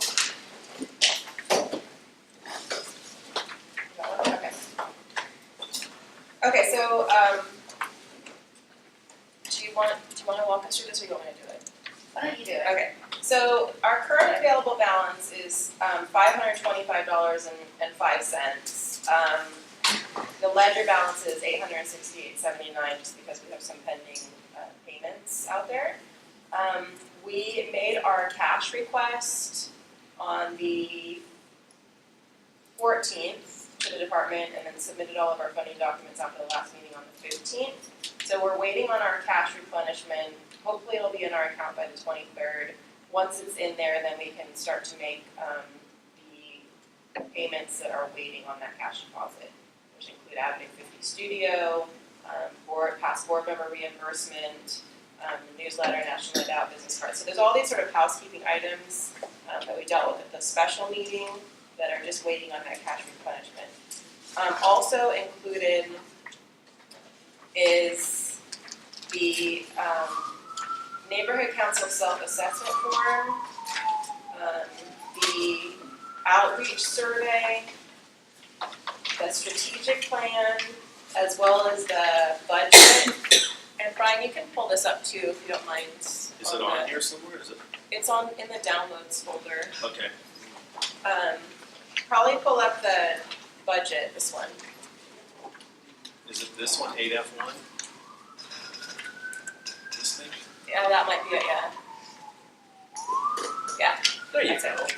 So, the other stuff is sort of the fluff that goes along with submitting the budget, to gauge our outreach and, how we interact with our community, sort of a self-assessment. But this is what the budget, could look like. And again, it's up to the board to decide how we want to spend the $37,000. The last point I'll make before I open it up for discussion is that this can be a starting point. It's not set in stone. It just allows us to start our fiscal year on July 1 and have access to our funds. Otherwise, we're sort of in limbo until we submit our budget. But we can discuss it, make changes, and yeah, so I'll open it up for discussion at this point. So you submit this and then you can revise it, so maybe after the retreat or as we go along. Yes. Also, you can just send it out. Yeah, and so if something comes up, we can always reallocate categories as well to match our visions and goals for the neighborhood council. And just like to say that if we don't approve this, we won't have access to our funds starting fiscal year. Yeah, we won't until we do. Okay. But like I said, it's not set in stone tonight. If the board sees something that they want changed, there's the opportunity to make changes before we submit. You do have until the first, but it's good to have an operating budget. Well, we don't meet again until middle of July, and so if we don't deal with this in June, then we're putting ourselves at a disadvantage because we don't have access to our 2016-17 fiscal year funds until August 1, theoretically. Which makes National Night Out a challenge. Yeah. That's about it. Yeah. Is this based on the projections from last year's actuals? It's not in any way. We don't even know what that looks like. Yeah. Oh, no, that was only the outreach stuff, the outreach. Yeah, no, this is just putting something together for the board to consider as a starting point. Our last year is a work in progress. So should we motion to pass this tonight so we have the funds available, and then if we need to change it, we can do that as we go along? Is that what it's at? We could, yeah, we could. But I just want to make sure the board has had the opportunity to go through all of it. The strategic plan, there's like 3 different attachments. Outreach survey, strategic plan, and then the visions, self-assessment. Do we not have any reoccurring expenditures? We may take care of seeing that. Yeah, so that was dealt with under operations, I think, temporary staff, up to 1,000 for the year.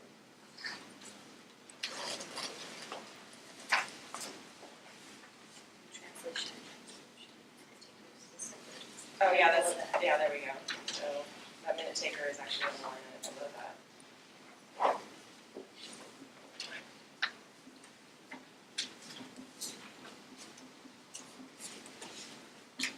Does anybody have any thoughts, ideas, suggestions, Patrick? The neighborhood purpose grants seems low compared with the outreach, so just can you explain the logic, like what kind of outreach sponsored, co-sponsored events you see that would cost, up to $10,000? That's the biggest part of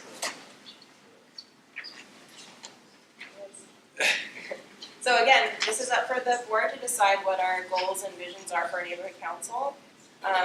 It's my personal opinion that the neighborhood council's job, first and foremost, is to outreach and engage our community, not necessarily bankroll nonprofits, but that's my opinion. And so the board, 15 board members may have a very different opinion of what. I think it's worth discussing because it's gonna be something that is, that's up to criticism from, interested organizations who want money and could scrutinize this and say, well, why didn't you allocate more? So I just think we should formulate your strategy. Right. The thing about outreach that I saw last year is, best thing that happened last year for the neighborhood council, I think, as far as outreach, was that the National Night Out thing, which was in this parking lot here, which sounds kind of boring, but there were hundreds of people there. There was food, there was kids all over the place, there was fire engines, there was trucks. And it was a great outreach thing. There was a podium out, there was like a stage. It was amazing, and that's the type of thing I think that we should be spending our money on, involving the community with different things. And I think that's where you should, I think a big part of the budget should go to that, so that's my opinion. Yeah, I understand what Molly's saying about like the neighborhood council's not necessarily here to bankroll NPOs. And I asked a lot of questions at the funding training, which if anybody didn't go in person and just did it online, you should really go in person and just ask a million questions. But I still feel like, don't fully understand, like, it seemed like they were saying, like, if you just have like a group of people in the neighborhood who wanna do something cool, the neighborhood council's not allowed to give them the money if they're not a registered nonprofit, or, I still need to clarify that. I think we got tired of answering some of the questions. The neighborhood purpose grants are only used for schools, 501c3s. And then there was another category as well, like, something about improvement. Community improvement projects. Yeah, and, anyway, I was thinking like, the neighborhood council should be here to, I feel like the money's given to the neighborhood, and so the money should be spent to make the neighborhood better, where the neighborhood doesn't have the money otherwise, which isn't necessarily bankrolling NPOs, but I feel like we can't do that if we haven't communicated to the neighborhood. Like, let everyone know, hey, this is a neighborhood council, this is what we do, here's how we do it, and here's how you can be a part of deciding how the money gets spent. So I feel like it's hard because, a very small number of people know about the neighborhood council and utilize it right now. So we have to start somewhat with outreach so that more people know and become involved. So I feel like it's a little bit of a catch-22 thing. So like I kind of feel how Patrick feels, but then I also feel like outreach is gonna get us there. And I just wish we had more money so we could do it all. Well, what I was going to say is, there is money used for community improvement projects, but also I think to get to the point of what we do, or what we should be doing, I think is also, we have other resources other than money, which is communication, which is bringing people together, which is using the power of the city or whatever resources there. So I think it is good to have purpose grants, but again, I don't know if that's really our purpose. I think our purpose is to make government more effective for the people, or more, and also bring ourselves together to work together again. So possibly, I don't know, I think the number may be right, I may be wrong, but I think with the community improvement projects, that budget and the purpose grants, we have $10,500, which is not a little bit under half of what outreach is, but it's still a significant part of our budget. So I don't know, that would be my answer. Go Heather. So this kind of sounds like a strategic plan discussion without understanding where the direction we're heading in our purpose is for to allocate the funds. So can I ask a point of clarification on whether or not you said correctly that we really can change where we have our money allocated at a later date, correct? So I'd like to propose that we have that strategic planning meeting first, decide what are our priorities, and then reallocate, because I kind of feel like that's the direction our discussion has been going. Thomas, the March, Quick 30 seconds, Billy, you hit it on the spot. It comes down to the purpose of the neighborhood council system. You guys are given the money as option if neighborhood purpose grant is used for nonprofits and schools. That's fine. But the reality of it is that sometimes what we've seen from the department is that a lot of neighborhood health, a lot of NPGs will come, nonprofits will come. Once they get their funds, you'll see them again in the community. So the purpose then is what Billy's saying, which is how to engage community stakeholders is maybe at the retreat, you guys talk about, okay, look, we'll give you these funds, but the reality is what's in it for us? If it's for a school, can we get our logo on something? Can we pass out flyers to the students in the area? Can we make a presentation at a PTA? That's the strategy that you guys want to talk about and think about at your retreat, as you go forward with the PG. Right. How do you find a balance between being a Santa Claus versus impacting the community, right? So I think it's a good strategy session. I recall that the last time we had to come up with a budget, we had a budget committee, and we actually met to come up with these figures. So if we could maybe schedule just a budget meeting so that we can talk about this a little bit more, even if we do it again like in a week or 2 weeks, so that we still have time. But I think that I know we can change it, and we're just basically improving something so we have a placeholder. But it feels like it deserves more discussion.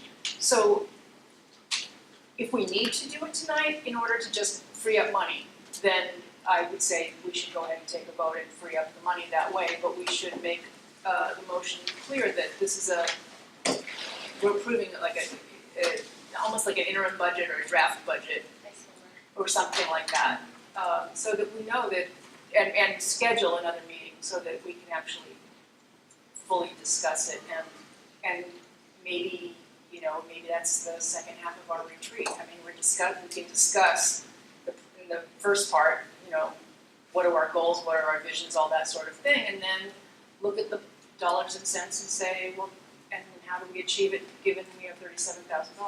Okay, so before I get to you, just as a clarification, when the budget committee last met last year, probably at this time, and has not met since. So it's a completely disbanded committee. I was a part of the committee, and what we did is exactly what I did was present this to the board for further consideration and review. So what I hear as a board is that this may be a starting point, but we definitely need to sit down, maybe at our retreat, maybe call a special meeting to specifically address this starting point going forward. Pretty much took the words out of my mouth. That's exactly right. I think in order to free up money so that we can have National Night Out and access to our funds, I think it makes sense to go ahead and get going on today. But I also agree that we need to figure out as a council what our goals are for the year, and then to go ahead and figure out how to best structure the budget to achieve those goals. So whether that comes in the form of the retreat where we have it out with the public and they can have comment on it and figure out from there, or that's a special committee that comes afterwards. I think either of those are great ideas, or even retreat into the special committee. It's another option. Any further discussion on anybody? I brought up the issue, but I was fairly convinced by the comments and based on the $7,500 cost of the National Night Out that it's justified. So I'm very comfortable with this budget, but I agree we should discuss it further as the goals meeting. Yeah, absolutely. I think we're all in agreement on that. Okay, so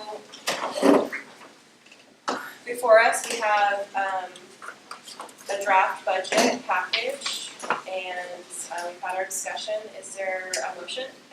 I'll make a motion to approve this for now. I'll second. Okay, seconds.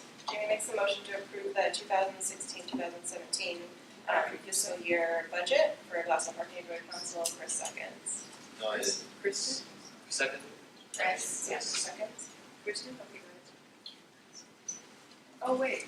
Yeah, you're ineligible. You can second. You can second. It doesn't- Oh, okay, yeah, you can second. So this is gonna be a roll call. And so Chris, you're ineligible, yeah?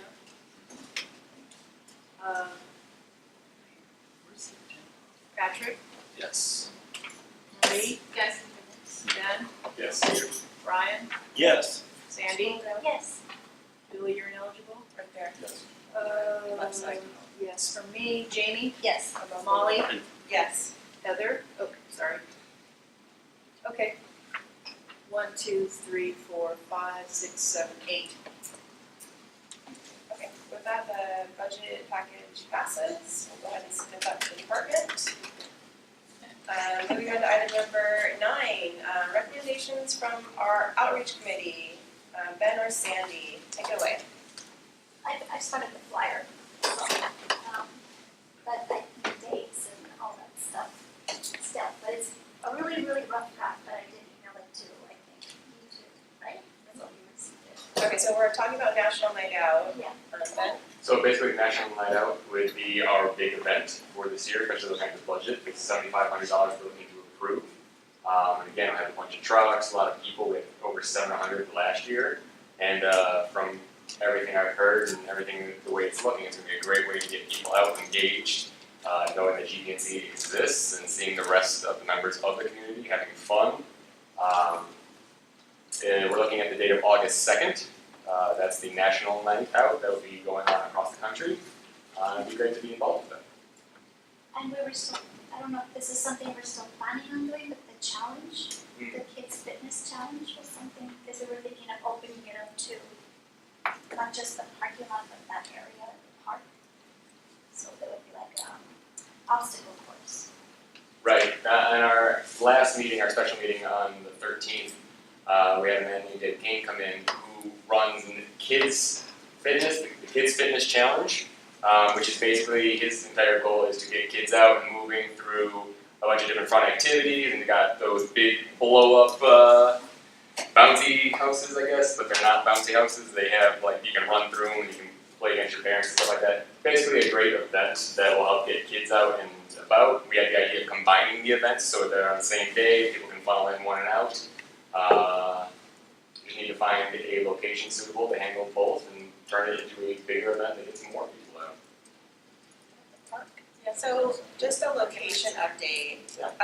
So I was trying for Goodwill, but working with Goodwill, while they're a great organization, provided some challenges because of their own liability issues. And so we reserved the space here again. And then I'm meeting with Jose on Thursday to talk about closing the street, closing Verdugo, which would allow for people to park the big trucks on Verdugo rather than in here. So we can have the event sort of in here and the big trucks out on Verdugo. That's an option. But again, this can go back to the committee to That sounds great. weigh those options, so. It's in the parking lot. Okay, so that's a location update. So before us is the discussion and possible action to approve funds up to $7,500 for expenses related to National Night Out event. And again, this is an up to figure. Last year, we didn't get anywhere close to that. At the special meeting, we discussed up to $3,500 just to address the close of our fiscal year. So just as a point of clarification, we're not asking for $7,500 plus $3,500. What we're doing now is reconsidering so that we can close out our fiscal year, spend what we need to, but then in this fiscal year, deal with whatever is required so that we can have our event. Does that make sense? Okay, Colleen? Just a question, has that money been specifically designated? Insofar as I had a few concerns about that gentleman and the money involved in that aspect of it. And even though this is an extremely popular day that many people are, communities are working on, I find that it's also beneficial for the adults to have some city services present and giving out information, but I know that that might be in competition with another number of other communities spread thin. Well, one of the things that I had spoken with David about is engaging other neighborhood councils to kind of share the load. If we can provide the location, maybe they can also help with outreach and then sharing the cost of the $2,500 that David is saying is required for the Kids Challenge. So if that's an event that we can have the kids out and shared between not only Glassell Park, but let's say Highland Park and Royal Seco, everywhere down near this area, then maybe we can bring more people in and it would help to lessen the load on Glassell Park while still being in Glassell Park. Would it be contingent upon that? That's something we have to look into. So maybe not.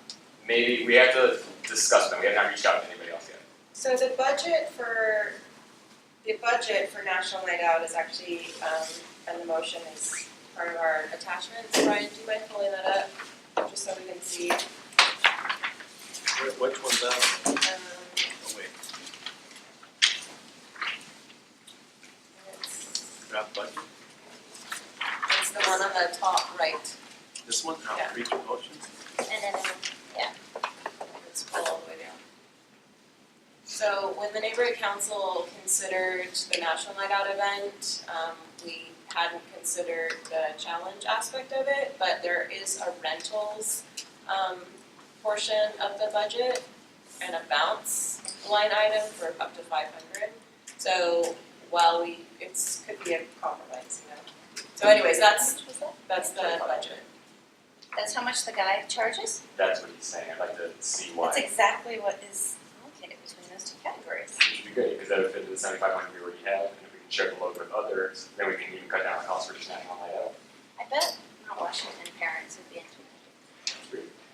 Okay, and then, so the committee is gonna have to work on all these things, because there's a stage, there's lighting, there's balloons, there's lots of other items, so. So this is the proposed budget that I believe was already approved at the special meeting. And again, we can consider it again this evening, but the discussion of possible action on our agenda before us at this point, so we can move the meeting forward, is approve funds up to $7,500 for expenses related to National Night Out. Any further discussion? Would somebody like to make a motion? Okay, so Ben makes a motion to restate your motion, please. To approve funds up to $7,500 for expenses related to National Night Out. Okay, so we have a second. I'll second. Jamie seconds.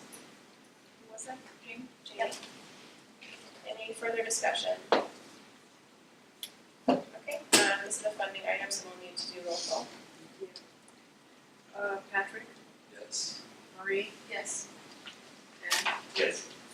Brian, Yes. Sandy, Yes. me, yes, Jenny, Yes. Molly, Yes. and that's it. Okay, so before we close this item out, this is a really big event for our neighborhood council. We're investing a lot of money into this great outreach opportunity.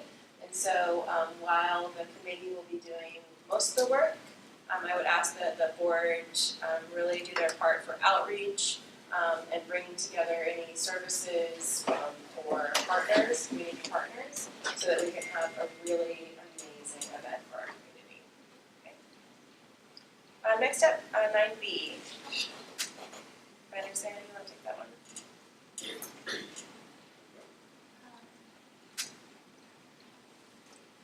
The concert, the one that's happening in New York, the one that we're looking for additional volunteers. That was just the board volunteers, or I wasn't sure.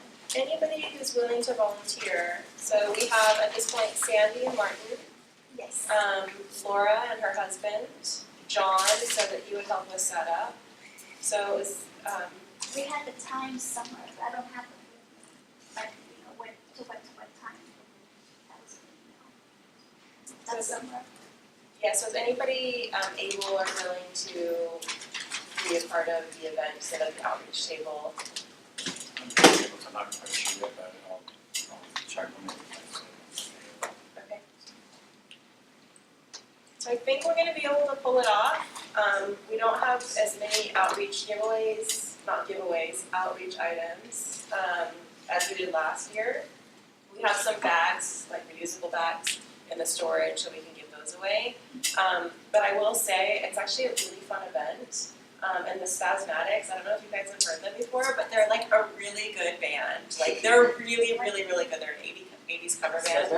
Yeah, I heard them out in Valencia at the free concerts out there, and they're really good. So if you're on the fence, it's actually gonna be really fun and a great way to meet other neighborhood councils and to interact with, Northeast LA community, so.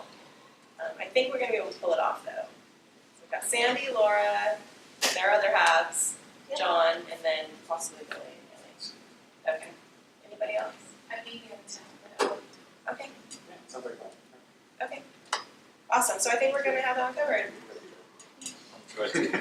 Okay, awesome, and they have lots of kids stuff too, so I took PJ last year and then balance seats and stuff, so. And I'll try to go too, but, I think my wife likes it. okay. Food trucks. There's food trucks, yeah, it's a huge event, there's thousands and thousands of people, and then they have fireworks, and it's really, really fun. So yay! Are we gonna advertise National Night Out? Yes, that's exactly right, yes, and we did it last year, awesome, okay, cool, we're gonna get it going. Next up is 10, recommendations from the Economic Development Land Use Committee. Andy, we are not here, Helene. Sure, let's get this started. I'd like to take the very first item, I, and if this is simply going to be added to the standing rules. Everyone can read that. Any questions? This was put forward so that we would have greater community participation. We found that outreach has been a real trial and a struggle in this committee, and yet it's probably one of the most engaged and involved committees that we should really be notified of what's happening. I just wanna say that, yeah, everything she just said, yeah, like, we're not doing so good lately, well, ever since I've been in it, there hasn't been a whole lot of outreach. The community's not included, we get stuck in the kitchen and in that little tiny room over there, and we fit, because nobody's there. And it should be, like, every single time it should be like it was when this meeting started, everybody, well, there's not as many people, like there's 9 of us sitting here, and then that whole audience area should be full of people who should be very excited to comment on the things that are coming up. So we're working on some ideas to try and improve the outreach, and item I is the first.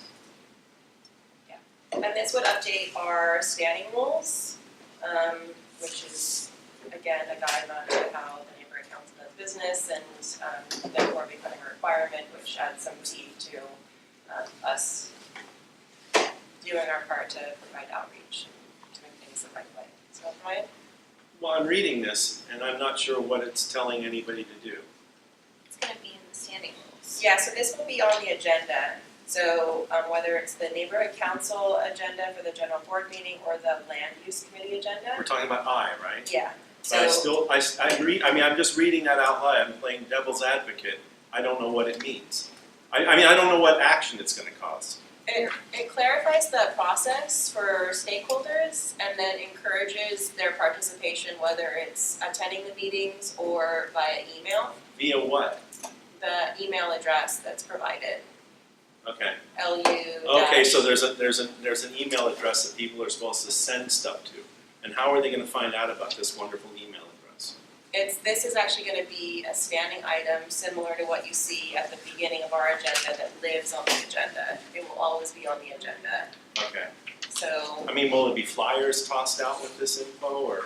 well, there's a second item that deals with the second component of outreach, but will specifically go on the agenda to sort of further educate our stakeholders as to what the process is and how they have the ability to weigh in. I mean, I'm not saying it's bad thing, I'm just saying, I'm just looking at the word and I'm like, well, okay, it says that, but it's like, what's it gonna do? So, Right. It's gonna give people the ability to send comments to this email address, which didn't exist until recently.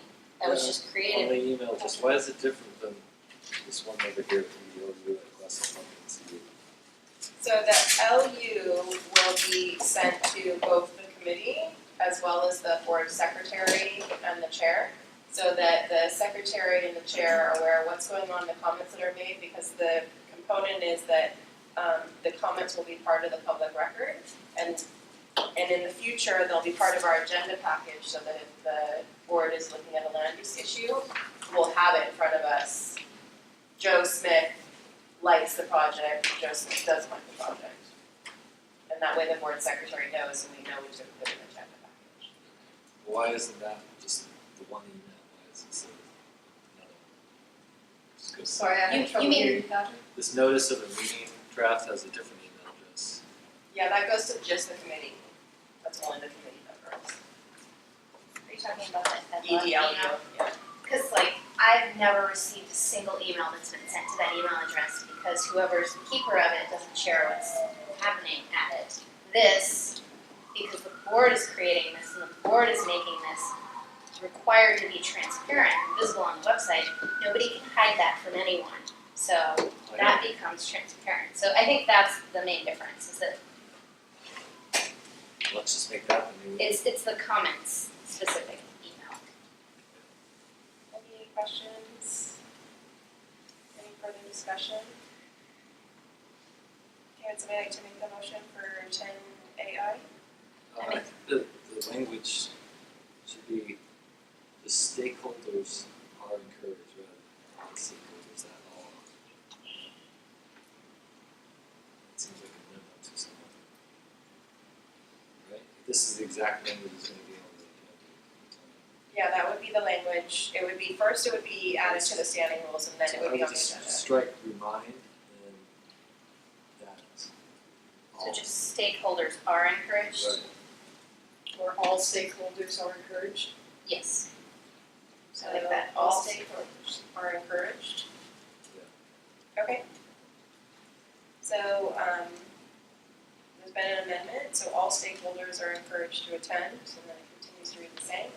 Any further discussion? So we're removing remind stakeholders that. It becomes all stakeholders are encouraged to attend EDLU committee meetings, and it goes on. Would somebody like to make the motion on this item? I make a motion to approve this with the modification that we just mentioned.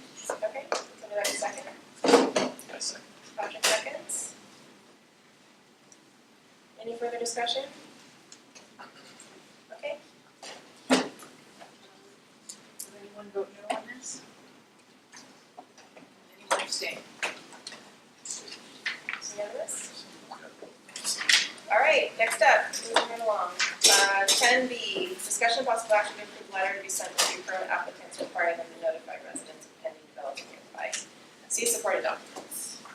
So everyone who has this packet, go to the very last page, it's on the front and back of the last page. I've been working on this for a little while. At the first EdLuck meeting,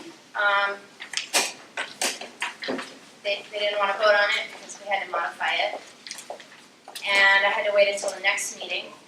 And so, right to the next meeting, which was 2 months later, and then we finally approved it. But I will just point out that the two co-chairs both abstained, which were negative votes. They did not want this to happen. I am, as a member of the land use committee and also as a stakeholder and now as a member of the board, I am asking the board to approve this procedure because we're like one of the only neighborhood councils who expects our EdLuck members to go door to door with these flyers, which none of us has the time and the ability to do. I mean, we've done it a few times where we try to get the flyers out, but we aren't getting out nearly enough flyers. So this new protocol, I think most of you probably already read it. This letter on the front page would be what gets emailed to the applicant. And then, actually both of these pages get emailed to the applicant. And it says on this page that here's your template. And here's what they would actually mail out to everyone with a 500-foot radius. There's a website that makes it very easy to do this.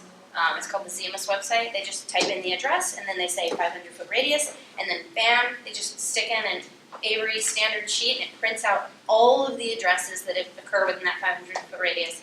So homeowners can do it, professionals can do it, everyone can do it. I went and did it. It was like 2 steps and it was very easy. So this is to try to get it so that people who are near the project actually know that this meeting's going on. People have not known that this is going on, and they need to know. I would recommend going as far as to having that posted next to the building permit. I'm not 100% sure, or 99% sure, where St. Louis Land Use Committee requires people to do that. And, you know, people walk their dogs, they see a project or whatever it is, and it's kind of an outreach tactic as well. People who aren't aware of the meeting will actually go. A lot of people show up just because of that. Timing is a problem with that. We oftentimes don't know what's gonna be on our agenda, unfortunately, until barely that 72 hours, maybe one extra day. That is such a short turnaround time with land use, and to get a notice out to people. It's a lovely idea, and maybe we can think beyond that on the next step of where that should be included automatically. Your neighborhood council's website should be on that type of public notice. But in this instance, I think this is a great first step to make the effort to get information out to more people that would be impacted by a project. And I just wanted to also say that one of the kind of like sticking points of the people who didn't like this is they were like, we can't require the applicants to do anything. And it's my opinion that we can. We can say, if you want us to send a letter of approval on your project, if you want us to buy in, then do for us your part. Make an effort to reach out to the community. I think that's asking the bare minimum. It's what a lot of neighborhood councils do. I borrowed some of the language and format of this from Eagle Rock, and they do it, and they said it's been very, very successful. Not everyone follows the protocol, but then you can not look favorably upon their application if they fail to do this. And so that's kind of my take on it, and I'm asking for the board to kind of get behind this. Before I get to you, just as a point of clarification, because this actually came up at the Alliance of River Communities meeting last night. So I use this as an example of something that our neighborhood council had in front of us and that we are considering as a best practice.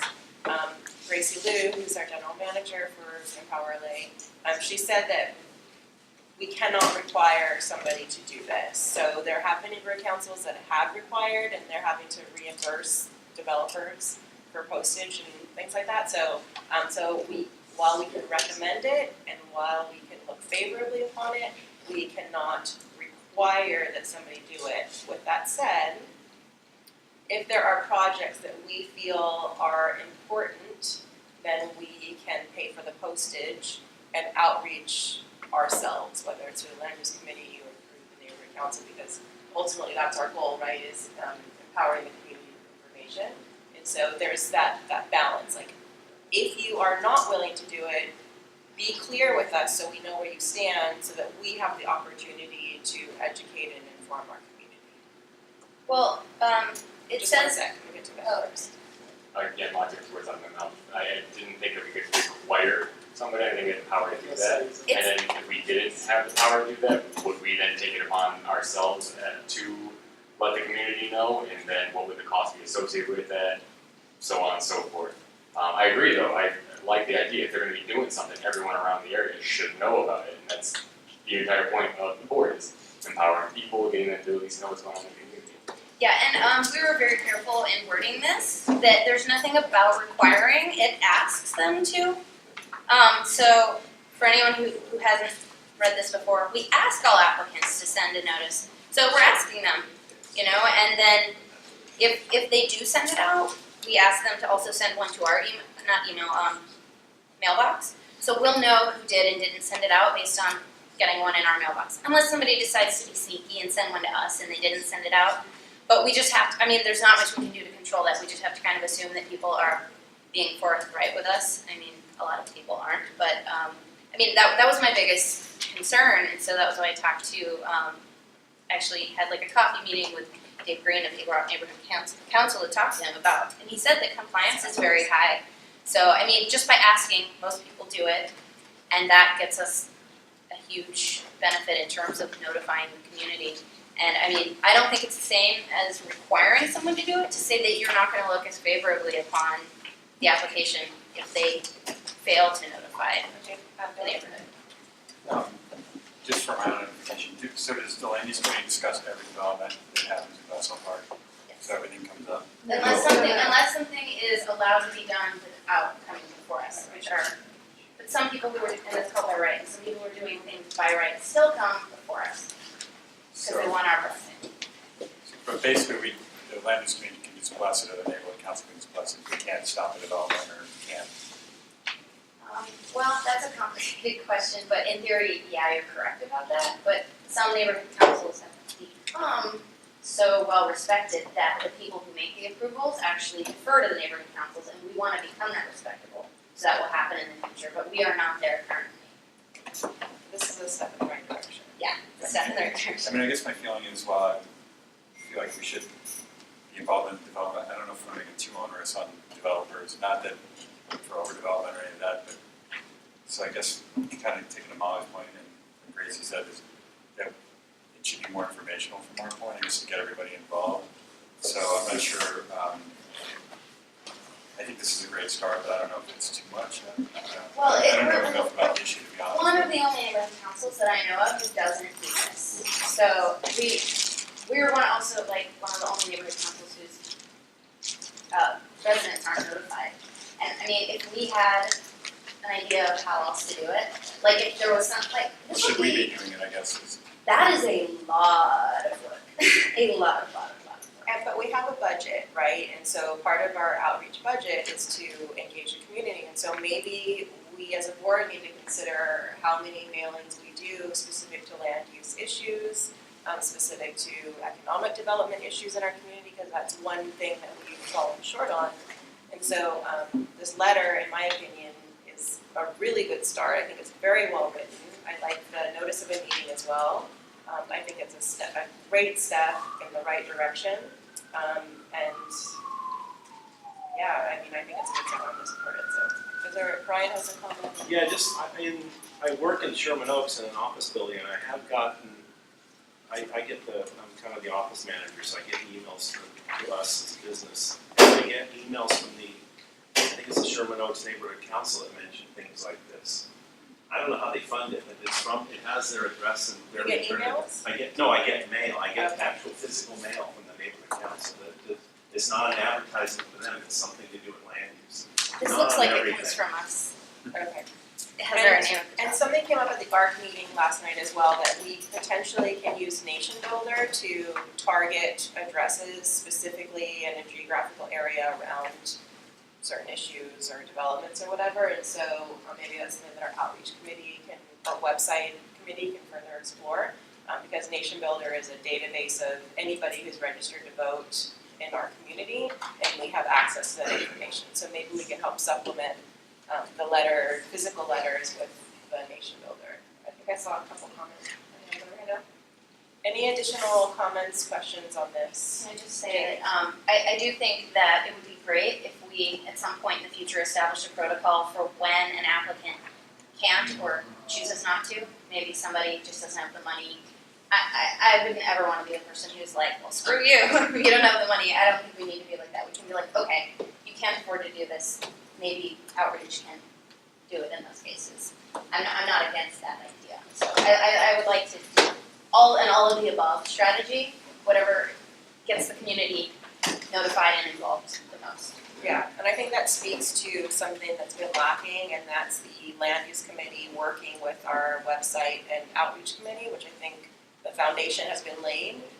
And so I think there's definitely the opportunity to move forward there. Yeah, I think they naturally go together because the land use decisions and housing projects or commercial projects are the most controversial, community issues which drives people to get involved. So it's definitely a good idea. So with us, we have item 10B, a discussion of possible action to approve the letter to be sent to permit applicants requesting them to notify residents of pending development nearby. Is there a motion? Wait, before we do the motion, just as clarification, does this become, how does this become like part of our protocol? Does this become part of our bylaws? How exactly? Because what happens when I'm, go back to the EdLab committee and be like, okay, the board approved this. And they're like, show me where it says in the bylaws that we have to do this, because they don't wanna do It'll be it. in the minutes, and that's. Yeah, so it will be in the minutes, and this is,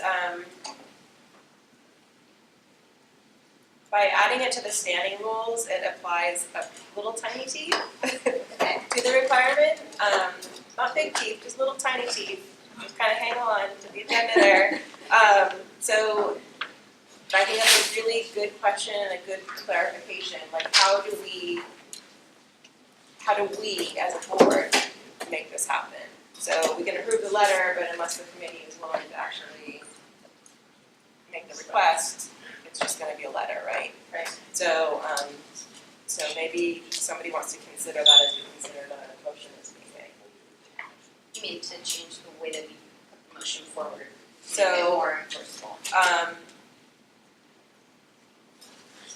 Maybe we consider revising the standing rules as well. How can we make protocols, and maybe it would just require that the recorder of the committee be responsible for sending this letter out to applicants. Okay, Is that you, Helene? I'm sorry, what? Are you the recorder of the EdLab? You are, right? Yeah. Okay, so, If we change the committee protocols that are part of the standing rules to say that the EDLU recorder is responsible for sending this letter to permit applicants, does that work? Because otherwise, like Jamie just said, is how do we put teeth behind this so that the committee actually, even though we say we want this letter sent out, that the committee actually does it? Yes, it's going to be very difficult with the way the committee's structured at this time, but yes, I will do my very best to do that. So the committee chair protocol, So I would make a motion that we approve this letter that Jamie has so kindly delivered to us, and that we amend the committee protocols in the standing rules to add the responsibility for sending out this letter to permit applicants to the recorders. should it be the recorder, or should it be the recorder or chair? I mean, I realize that the chair doesn't want to do this right now, but what if the chair breaks the protocol? Doesn't the chair become ineligible for that position, and then we what if we, well, there's one friendly amendment, which is we can't require, we can request. So the wording of the right. motion has to say permit applications, request them to notify. That's the first friendly amendment. The second one is maybe if we put it only not require under the the chair to send the letter? When I said require, I meant require the chair to send this. Yeah, but our motion is worded to send permit applicants, requiring them to notify. I changed So the that to friendly amendment is encouraging. requesting them to notify. Requesting? Yeah, so the second part of that is, Encouraging. so the second part of that is whose responsibility is this letter?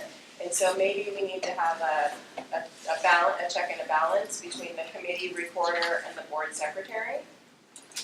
Or the outreach committee, or In an ideal world, the committee recorder would be working with the committee chair or chairs, since communication needs to be consolidated, and through whoever is the board secretary. But it can't be done without the inclusion of the committee chair. Okay, so I think the challenge that we have to overcome right now is that committees work at the will of the board, and they make their recommendations to the board. And so therefore, it's my opinion that we need to have somebody who is sitting on the board as part of the process to make sure that that is accomplished and held accountable to that. And so my suggestion is that somebody on the executive committee also be assigned with overseeing the letters being sent, whether that's a member at large, the board secretary, and then at some point, we may want to consider updating our bylaws to deal with that specific item. Okay. But at this point, we can add it to the committee chair protocols, possibly with the standing rules. So I'm just throwing that. What I feel like I'm hearing you say is that like there and Helene and so Mark, for those of you who don't know, me, Mark, and Helene are all on this committee. And this is kind of an uphill battle. But what I mean is that we have some other difficulties, which is like even if this is required, they may not do it because they don't seem to want to so far. If we right now approve the letter, we can later come back and address these difficulties, and I would be happy to add them to the agenda for the next meeting. Brandon, sure. Just keep in mind too, that most of these presenters don't need to come to the meeting, so if they are, What do you mean they'll most be of the willing presenters to, don't they'll be willing to like do, to do the letter. Does We that don't have very many by right things that we hear. Only at the last two meetings have we had any since August of last year. We've only had 2 meetings, and it was only the last 2 meetings where we had even one by right applicant show up. And it's usually on the order of 12 people asking for variances at every single meeting. Oh, Okay, so we're gonna stick to the specific agenda item before us, but I think it's important to bring our land use committee back on our agenda for further discussion, just as a general topic. I just wanted to say, can we, is it possible to separate the vote out to this letter and then need for us to work out the protocol of how it gets delivered? To make it 2 separate items to vote on. No, well, I think this needs a different discussion, and I don't wanna hold this up, but to know that we can put that on an EDLU agenda to discuss how the letters are gonna be sent out. And in the meantime, I will act as the recorder and get this out as best I can, starting as quickly as how we go forward. So Marge made the motion. Marge, you wanna restate your motion, please? Sure. I move that we approve the letter to be sent to permit applicants requesting them to notify residents of pending development nearby, as written by Jane. Okay. Is there a second? I second. Jamie second. Okay, any further discussion? All right, ready for a vote. Would anyone vote no on this? Anyone abstain? That's unanimous. Okay, item 10C, discussion possible action to approve a letter regarding 1483, 1487, and 1491 Avenue 33. This is 3 new single-family homes on separate lots proposed by the same developer and considered under the same environmental assessment application. Committee recommends letter of support subject to compliance with the Mount Washington specific plan, Castle Park specific plan, and zoning requirements. This passed the committee unanimously. See supporting documents. I just wanted to ask if there's anyone here for this project? No? Is there the letter? It's The top letter was part of the very top is draft. oh, there it is.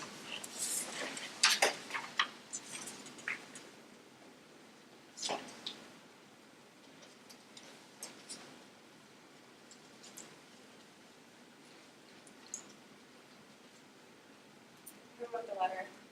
I'm not sure, but I was there and I feel this is very accurate to what all of our feelings were. Andy wrote it, I just corrected a little punctuation here and there.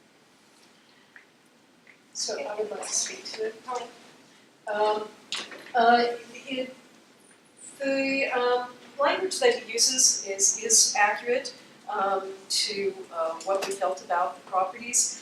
But I just want to point out to this board, and this is probably going to be the first of many times that you hear me say such things, is what we said was that it was passed unanimous to support the project subject to its compliance with the Mount Washington Glassell Park specific plan, and it's within the specific plan area, and all zoning requirements. I brought the minutes, I think there'd be added one other thing to that, to make that literal. This doesn't actually comport to the zoning of the area. These homes were built as R1s, which is a average 5,000 square foot lot with a minimum 50-foot width on the lot. They're probably less than that, and that was possibly a variance on this, but that comes up often in hillsides because the hillsides are pied out and so irregular. But these homes are actually on RE 11 lots, which are 11,000 square foot lots with a minimum of 7-foot wide widths. Many lots in the hillside areas were downzoned, considering population and our infrastructure needs. It was felt that to completely densify the hillside areas with R1 lots, we wouldn't have the emergency services available, water, utilities, roadways. We couldn't accommodate that. And that's why when they do EIRs, they have mitigating factors. So how will you mitigate this imbalance? Now, you can't stop somebody from building on property they own, but in this instance, it's a little bit different because it's the same developer over 3 lots. There was an option that he could have seen those as, used those as R11s as they are zoned, and built 2 homes instead of 3. This comes up over and over again. And the reason why I'm saying this is I'm not picking on this, I'm picking on the entirety of the city allowing this to happen without really addressing the mitigating factors that are required for quality of life in the areas. So for that reason, I would be asking that we do not approve this letter, at least not as written, and that we clearly stipulate when we talk about it being in compliance with zoning requirements, that it currently is not.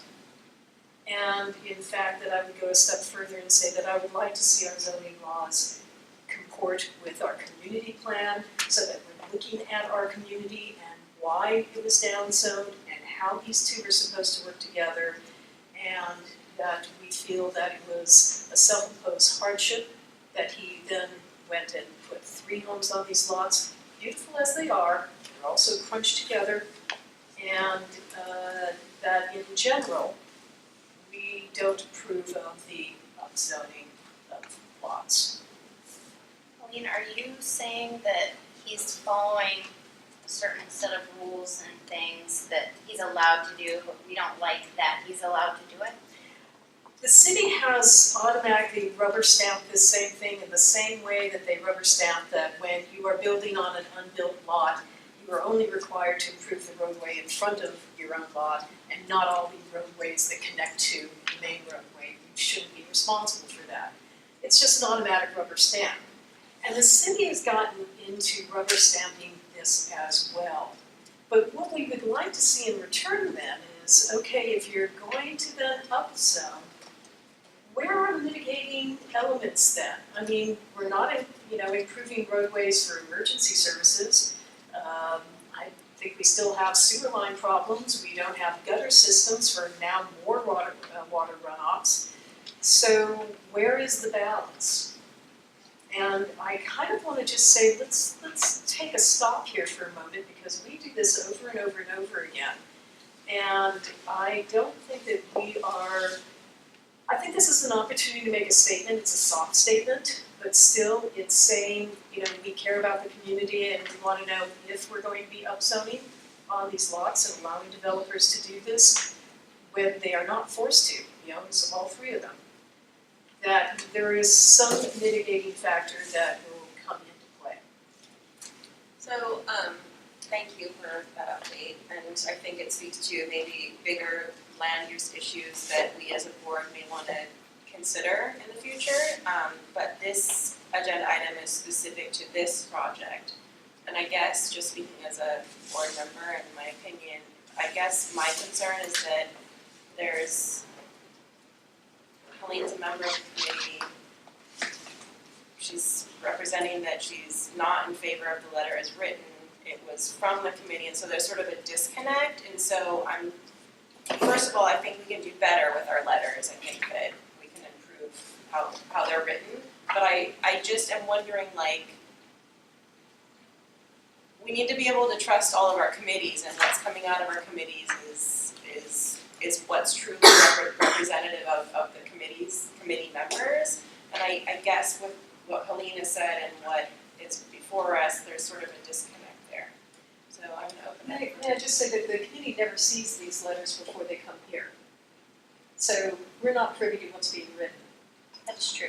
So I'm wondering then, again, this goes back to, for the board to consider in the future, maybe we need to put this on the agenda, is maybe a template or a best practice for how, so similar to how the motion was presented for National Night Out, maybe we need to consider something similarly for all of our motions and land use items. But that's for another day on a future agenda. Before us now is this specific project. It's was approved by our committee. The committee only makes a recommendation to the governing board. The board is the one that has the final say and determination. And so I'll open it up for discussion. Can we make a motion to send it back to the committee for discussion? That is an option, yeah. Can I just say that if we send it back and we don't send this letter, and this is something I'm still trying to figure out, so this letter doesn't get sent, these people are just moving forward with the project because the planners haven't received any input from us, right? I mean, Colleen, can you clarify this? No developer is beholden to come to the neighborhood council, though it's sometimes recommended by the city. And sometimes CAs actually wait for a neighborhood council to weigh in, but that's not always the case. More likely, they can simply move on with their project. Yeah. And the way that the letter reads, it's just kind of a stamp of approval anyway, so it's kind of like, whether we weigh it or not, I don't know that it matters. I'm tempted to just move on because this is old war. If you want to change procedures going forward, that's maybe worthwhile, but. I think we should have a lot of land use stuff on the next agenda. Including talking about how we can. You know, like throwing it back to the committee, it's not the same committee. It is the same committee. It is. In Well, July, yeah, we'll but have I the mean, opportunity to. Oh, because the same people are on it and everything? Yeah, we can repopulate in July. Yeah, and that's. I don't know, it seems, I think it's a little bit futile at this point to try to encompass all of the big picture issues you're bringing up, you know. But it might be worthwhile to try to address it in the future, I guess. I'd like to understand the specific things you mentioned too. So a question would say, you said no one reads these, but it says a motion was passed unanimously to support the project. And the letter is false, right? It was passed. No, but read what the words following that are where the hinge lies.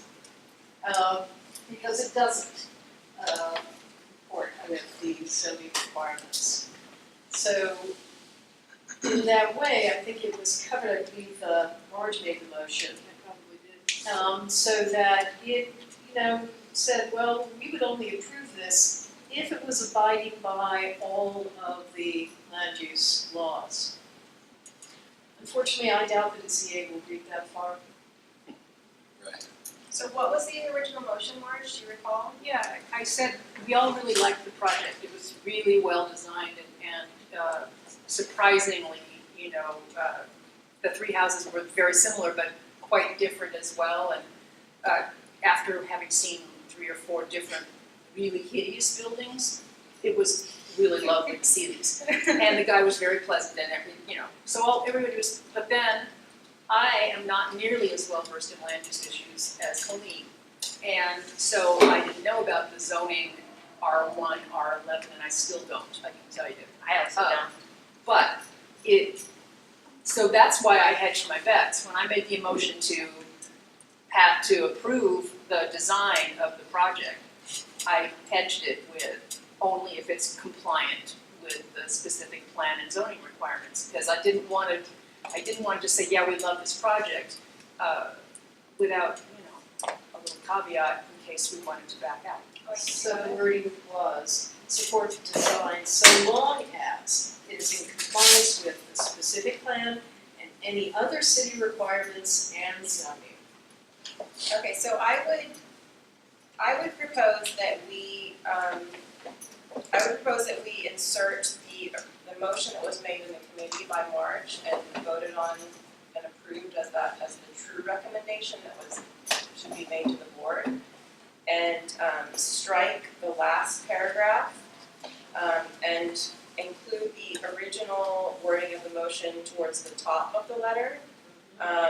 At its meeting of May 26, 2016, the Economic Development and Land Use Committee approved the recommendation and then state the motion. And then maybe that addresses some of the disconnect between the intent of the motion versus what has come before the board this evening. Was that a motion? Did you just make? It wasn't a motion, it's a suggestion. Is there any discussion on that? Otherwise, I can make the motion. I would go ahead and make the motion, I'd be happy to second it. I think that you're right, the letter should open with a motion was passed to, and then the language that was. With this caveat With that it be in compliance. Yeah, And so then- that's- The language. And then go ahead and say that we appreciate the variety of design and all that stuff, which any ZA is gonna read the first sentence. And if it's got something in it that catches his or her eye, then they're gonna read the rest of it maybe. But I think that we need to be clear and we need to open the letter with our reservations. Okay, so the motion is to approve, sorry, yes, Can you also add language that references the zoning? Yeah, I don't get the logic of this, so you're saying there is a variance in the zoning. Does that nullify this recommendation? No, depends on what the city wants the place to focus on. This is something that's been in discussion largely throughout the city, and you've probably heard about it when people mention spot zoning, so that something has already been zoned one way and it's just changed the zoning. Because the focus is on densification, housing at all costs. Because that was based on the community plans, which were based on population growth. So Good luck this, fighting City Hall. yeah, so this is actually something that we need to bring back to the neighborhood council, and because land use is such an important issue to our community, and so there's a real opportunity for both the board as well as the community to understand the process and the zoning and all of that in a better way. But for the wording of this letter and future letters, I think that the committee recommendation needs to be very specific and bold at the front of the top of the letter, and then all the fluff can go after. So I'll make the motion to, actually, I'm gonna withdraw that. Does somebody else wanna make the motion to approve the letter with changes? Sure. So Marge, do you wanna make the motion? I move that we approve this letter, this letter with the revision that the first sentence under the addresses would be, at its meeting of May 26, 2016, the Economic Development and Land Use Committee, and then the language that comes from the minutes of the EDLU. And then in that, yes, in bold, and it's a single sentence. And then, maybe the EDLU came to this decision after receiving a presentation and then just continue with the rest of the letter. Okay, And delete the last paragraph. and delete the last one. Yes. And then, And then okay, I also would recommend that we delete the names of the two co-chairs, because letters don't get sent from the EDLU. yes, Letters come from the board, yes. And that's, so yes, that they get signed by the chair and no one else. we'll go back to the way things should be done. Yeah, we're gonna try. Okay, that's my motion. So the motion has been made, would somebody like to second the motion? Second, Amy seconds. Any further discussion? Okay, we're ready for a vote, please. Okay. Does anyone vote no on this? Anyone abstain? Abstain? Okay. So now we'll take a vote. Okay, so that's an abstain from Benjamin and an abstain from Chris. Okay, so Patrick, Yes. Marie, Yes. Brian, Yes. Sandy, Yes. Billy, Yes. Marge, yes, Jamie, Yes. Molly, Yes. Heather. Yes. That's That's it. 1, 2, 3, 4, 5, 6, 7, 8, 9. Are we on to public comments? We're gonna have a quick public comment, board member comment, and then get out of here, so public comments. I got an email from Laura Human, and I totally forgot about it when we were doing liaison things. She actually nominated herself for a DWP post. She didn't care which one, and the one we tabled happens to have no one. Okay. So I'm suggesting that we go back to item 8VII and assign Laura Huban as our DWP MOU Oversight Committee representative. And I will accept that. We can go back to that item. The nominations have been made for Laura. Laura who? Laura Huban? Or Area 1. She emailed today, she's out of town. She emailed today and said she wants to one of the two DWP positions. Perfect. And we happen to have a blank one. Yeah, awesome. Thank you for remembering that. Okay, take that to a vote, please. Sure, anyone disagree or say no, vote no again, that Laura should not be our liaison? Well. Anyone abstain? Thank you. Okay, any additional public comments?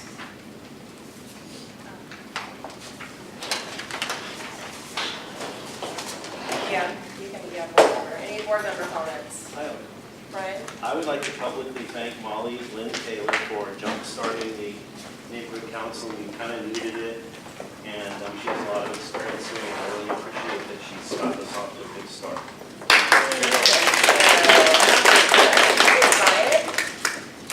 Yeah, I just want to say to everyone, welcome to the thing with the planning committee, and I hope that you'll be patient with this. And I would really like to discuss a lot of this more at the next meeting, and I hope Helene will be there to. We're talking about having the planning one-on-one and get some representatives of the city so that we can all have a educational. So great. That's a really, really good idea. Do we need to agendize that suggestion for No, next we're meeting? just going to do it. It won't be at a meeting. It will take up too much time. Right, but We'll just we plan can it. just plan that, like a separate. So are we still in Yeah, they go in the office. I have two quick comments. First of all, there's going to be a pop-up potluck dinner here on July 14th in the parking lot. So everybody's invited to that. It's free. Just bring a dish to share. So the first time we've ever done anything like that, hopefully we'll do really great at making continue that tradition. And again, just the glass cleanup on Saturday over at Division Avenue 33 working towards that. Oh, I have a question. You said that something to the effect of that the new board has the right to be on its committees. Yes. Can you give a little more information about how that works? Does that mean that people who are on the board have first dibs at the seats on all the committees? We will agendize reorganizing our committees in July. Okay. That'll be on the July agenda, so be prepared for that. Shall we adjourn?